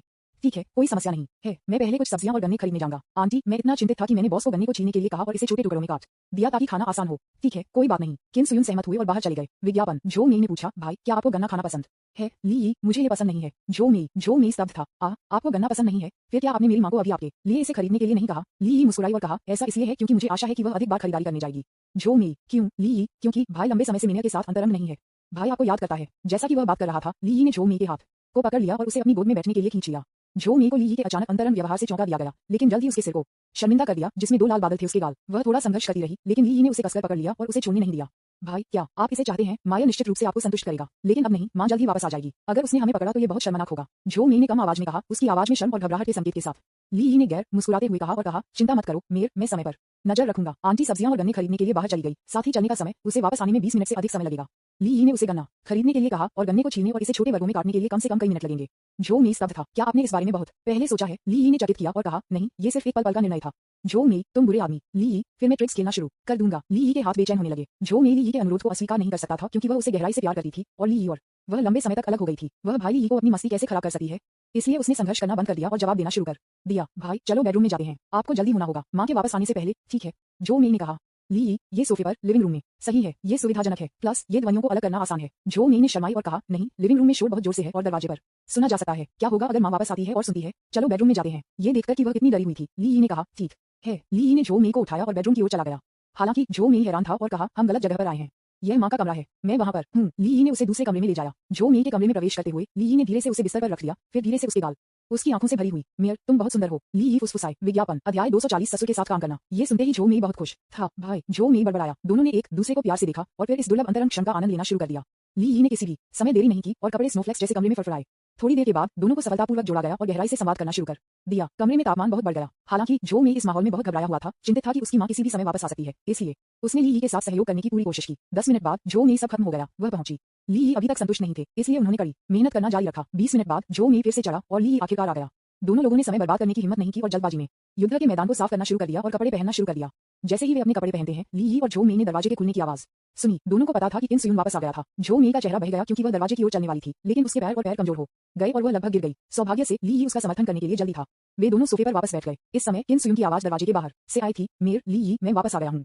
मैंने आपकी पसंदीदा सब्जियां और गन्ना खरीदा। जब जो मेई ने ये सुना तो उसने जल्दी से अपने कपड़े और बालों को बांध दिया, फिर अपनी मां को बधाई देने के लिए खड़ी हो गई। मां, तुम वापस हो, आओ। जो मेई ने उसके चेहरे पर शर्मिंदगी के संकेत के साथ कहा। जैसे ही किन सुयुन ने दरवाजे में प्रवेश किया, उसने अपनी बेटी की कुछ अप्राकृतिक अभिव्यक्ति को देखा और तुरंत कुछ समझ गया। उसने सोचा कि दोनों युवा मदद नहीं कर सकते, लेकिन एक दूसरे को गले लगा सकते हैं, लेकिन उसे उम्मीद नहीं थी कि इस दौरान उनके पास पहले से ही गहराई से संचार था। किन सुयुन मुस्कुराया, व्यंजन रसोई में डाल दिया और गन्ने को कॉफी टेबल पर डाल दिया। आप लोग पहले गन्ना खाते हैं, मैं खाना पकाने जाऊंगा, किन सुयुन ने कहा, फिर मुड़ गया और रसोई में चला गया। जो मेई ने अपनी मां को छोड़ दिया और राहत महसूस की। वह ली यी को देखने के लिए बदल गई और फुसफुसाया, भाई, तुमने मुझे अभी मौत के घाट उतार दिया। ये बहुत शर्मनाक होगा अगर मां ने हमें इस तरह देखा। ली यी मुस्कुराई और कहा, क्या आपने इसे नहीं देखा? समय सही है। ये सुनते ही जो मेई शर्मा गया। उसने गन्ने का एक टुकड़ा लिया बैग से, इसे ली यी के मुंह को सौंप दिया और कहा, यहाँ गन्ना आपको पसंद है? ली यी ने गन्ने के आधे हिस्से को काटते हुए एक काट लिया। ये बहुत मीठा था। उन्होंने कहा, आप इसे भी खाते हैं? जो मेई ने शेष आधे को उसके मुंह में डाल दिया और यह वास्तव में मीठा था। वह पहले से ही ली यी को अपना आदमी मानती थी, इसलिए उसे परवाह नहीं थी कि क्या गन्ने का आधा टुकड़ा ली यी ने काट लिया था। ली यी ने जो मेई को देखा और मुस्कुराया। यह वही है जो एक कोमल लड़की की तरह होनी चाहिए। थोड़ी देर के बाद किन सुयुन रसोई से बाहर आया और कहा, सब्जियां धोए गए हैं और मैं खाना बनाना शुरू कर रहा हूँ। आप लोग थोड़ी देर के लिए चैट कर सकते हैं और हम जल्द ही खा रहे होंगे। ठीक है माँ। विज्ञापन। ठीक है आंटी। ली यी और जो मेई ने जवाब दिया और स्नैक्स खाते समय लिविंग रूम में चैट करना जारी रखा। समय जल्दी से गुजरा और ये एक पलक झपकने में रात के खाने का समय था। किन सुयुन ने स्वादिष्ट भोजन से भरी एक बड़ी मेज तैयार की, जिनमें से सभी उसकी विशेषताएं थीं, जिनमें ब्रेस्ट पोर्क, उबली हुई मछली, लहसुन की चटनी के साथ सब्जियां, टमाटर के साथ अंडे, तले हुए अंडे और पुराने मुर्गी सूप का एक बड़ा पॉट शामिल थे। किन सुयुन मुस्कुराया और अपने एप्रन को उतारते हुए कहा, डॉक्टर ली, मेयर, आओ और खाओ। मेरे खाना पकाने के बारे में कैसे? वाह माँ, तुमने बहुत स्वादिष्ट खाद्य पदार्थ बनाए। जो मेई आश्चर्य में चिल्लाया। उसकी आंखें पहले से ही पुराने मुर्गी सूप पर तय कर चुकी थीं। ली यी ने एक नजर डाली और कहा, ये स्वादिष्ट लग रहा है आंटी, आप वास्तव में चतुर और कुशल हैं। वे तीनों डाइनिंग टेबल के चारों ओर बैठे और रात के खाने का आनंद लेने लगा। वास्तव में किन सुयुन ने पहले ही रात के खाने के लिए नूडल्स का एक कटोरा पकाया था, लेकिन अब जब ली यी वहां थी तो उसने भोजन के साथ कुछ भी खाया। किन सुयुन ने समय पर ली यी के लिए कुछ भोजन उठाया और उनके स्वाद और वरीयताओं के बारे में पूछा। डॉक्टर ली, इसका स्वाद कैसे होता है? ली यी ने बार बार सिर हिलाया। स्वाद वास्तव में अच्छा था और कहा, ये स्वादिष्ट है आंटी, आपके खाना पकाने के कौशल बहुत अच्छे हैं। जो मेई, माँ, आप पक्षपाती हैं। आप हमेशा भाई ली यी के लिए भोजन लेते हैं और अपनी बेटी के बारे में भूल जाते हैं। किन सुयुन ने जल्दी से जो मेई के लिए चिकन का एक टुकड़ा उठाया और कहा, ये कैसे हो सकता है? आओ मेरी प्यारी बेटी, मांस खाओ। जो मेई मुस्कुराया और कहा, धन्यवाद माँ, आपको जल्दी से खाना चाहिए, आपने कड़ी मेहनत की है। उनमें से तीनों ने एक साथ बैठे और इस स्वादिष्ट डिनर का आनंद लिया। हालांकि जैसे ली यी और जो मेई खाना खत्म कर रहे थे, दरवाजे पर भारी दस्तक थी। कौन है भाई? जो मेई ने पूछा। दरवाजे की दूसरी तरफ से कोई प्रतिक्रिया नहीं थी, बस भी तारांकन जी जारी रखा। कौन? किन सुयुन ने पूछा। दरवाजे के बाहर से अभी भी कोई प्रतिक्रिया नहीं थी। किन सुयुन और जो मेई ने एक दूसरे को देखा और अचानक घबरा गए। क्या ऐसा हो सकता है कि जो मेई के पिता मिलने आए इससे पहले किन सुयुन को ल्यूकेमिया का पता चला था? उसके परिवार के पास इलाज के लिए कोई पैसा नहीं था और उसके पिता एक जुआरी थे जो पूरे दिन घर से दूर थे और जो मेई की मां की परवाह नहीं करते थे। जो मेई और उनकी बेटी ने दिखावा किया कि वह मौजूद नहीं है और उसके साथ सभी संपर्क काट दिया है। क्या ऐसा हो सकता है कि वह फिर से मिलने आया? किन सुयुन और जो मेई ने दरवाजा खोलने की हिम्मत नहीं की। बैंग बैंग बैंग, दरवाजे पर एक जोर से दस्तक थी। ली यी ने पूछा, एक्सप्रेस डिलीवरी? जो मेई ने अपना सिर हिलाया और कहा, नहीं, यह मेरे पिता हो सकता है। ली यी, ओह, फिर जल्दी से दरवाजा खोलें। जो मेई ने अपना हाथ लहराया और कहा, नहीं, मेरे पिता केवल पैसे चाहते हैं। वह जुआ खेलता है और कोई फर्क नहीं पड़ता कि उसके पास कितना पैसा है, वह ये सब खो देगा। विज्ञापन। ली यी ने भड़काया। कोई आश्चर्य नहीं कि उन्होंने जो मेई और किन सुयुन को अपने पिता का उल्लेख कभी नहीं सुना था। ये पता चला कि उनके परिवार के बीच संबंध इतना जटिल था। हालांकि चूंकि ली यी यहाँ है, इसलिए वह अपने पिता को कुछ भी करने के बारे में चिंतित नहीं है। ली यी ने कहा, मैं दरवाजा खोलूंगा। किन सुयुन और जो मेई दोनों ने अपना सिर हिला दिया। जो मेई के पिता ने पहले से ही घर में जो शोर किया था उसे सुना था। किन सुयुन, जल्दी से दरवाजा खोलें। जो मेई, मैं तुम्हारा पिता हूँ, दरवाजा खोलो। किन सुयुन और जो मेई इतने भयभीत थे कि वे पीला हो गए और दरवाजा नहीं खोलने की हिम्मत की। हालांकि जितना अधिक जो मेई के पिता जो ने दरवाजे पर धमाका किया, उतना ही कठिन उस पर धमाका हुआ। बैंग बैंग बैंग, दरवाजे पर दस्तक अधिक से अधिक तेजी से और हिंसक हो गई, जैसे कि कोई अगले सेकंड में टूटने वाला था। जो मेई ने किन सुयुन के हाथ को कसकर पकड़ लिया। दोनों घबरा गए और एक नुकसान में ये देखकर ली जो मेई के हाथ को धीरे से थपथपाया, उसे चिंता न करने का संकेत दिया। फिर खड़े हो गए और धीरे धीरे दरवाजे की ओर चले गए। ये ठीक है, मैं यहाँ हूँ, ली यी ने कहा। दरवाजा मत खोलो। जो मेई ने उत्सुकता से चिल्लाया, यदि आप दरवाजा खोलते हैं तो ये बहुत परेशानी भरा होगा। ली यी, परेशानी पहले से ही यहाँ है, भले ही आप दरवाजा नहीं खोलते। चिंता न करें, मैं इसे संभाल लूंगा। जो मेई और किन सुयुन ने सिर हिलाया। ली यी दरवाजे पर आया और उसे खोला। दरवाजे के बाहर एक मध्यम आयु वर्ग के व्यक्ति के साथ एक मध्यम आयु वर्ग के व्यक्ति और उसके चेहरे पर एक स्टबल के साथ खड़े थे। ये जो मेई के पिता जो की आंख थे। उसकी आंखें लाल थीं और वह शराब का रुख करती थी और ये स्पष्ट था कि वह फिर से नशे में था। जो तब दंग रह गया जब उसने ली यी को देखा। तब उसने गुस्से में कहा, किन सुयुन, तुम बहुत अच्छे हो। तुमने वास्तव में मेरी पीठ के पीछे एक दिगोलो रखा था। जैसा कि उन्होंने कहा कि उन्होंने ली यी को लात मारी। ली यी को पहले से ही पता था कि जो मेई और उसकी बेटी के साथ उनका बुरा संबंध था। अब वह कार्रवाई करना चाहता था, इसलिए ली यी स्वाभाविक रूप से उसे ऐसा करने नहीं देगा। यहाँ तक कि अगर यह जो मेई के पिता थे तो ली यी अभी भी उससे निपटेंगे। ली यी ने बगल में चकमा दिया और एक ही समय में जो के पैर को अपने पैर से झुका दिया और धीरे से जो किन को खींच लिया, जिससे वह डगमगा गया और लगभग गिर गया। अपना मुंह बंद करो, ली यी डांटा। शुरू से ही एक नुकसान का सामना करने के बाद जो कियांग ने बहुत कुछ किया। उसकी आंखें लाल और दुश्मनी से भरी हुई थीं और उसने पूछा, आप कौन हैं? ली यी शांत रहे और शांति से कहा, मैं जो मेई का दोस्त हूँ। आप हमसे क्या चाहते हैं? दोस्त, प्रेमी, मैं आपको बताता हूँ, जो मेई मेरी बेटी है, उसका फायदा उठाने के बारे में भी मत सोचो। जो कियांग ने कहा कि वह घर में भागने वाला था। ली यी उसे रोकने के लिए बाहर पहुंची। उसका लहजा निर्विवाद महिमा से भर गया। बंद करो, इसका आपके साथ कोई लेना देना नहीं है। यह एक ऐसी जगह नहीं है जहां आप जंगली काम कर सकते हैं। जो कियांग को ली यी की आभा से भयभीत किया गया था और एक पल के लिए दम रह गया था, लेकिन फिर वह गर्जना कर गया, मैं उसके पिता हूँ, आप मुझसे इस तरह से कैसे बात करते हैं? रास्ते से हट जाओ और मुझे अंदर जाने दो। ये कहने के बाद जो कियांग ने मुश्किल में निचोड़ा। विज्ञापन।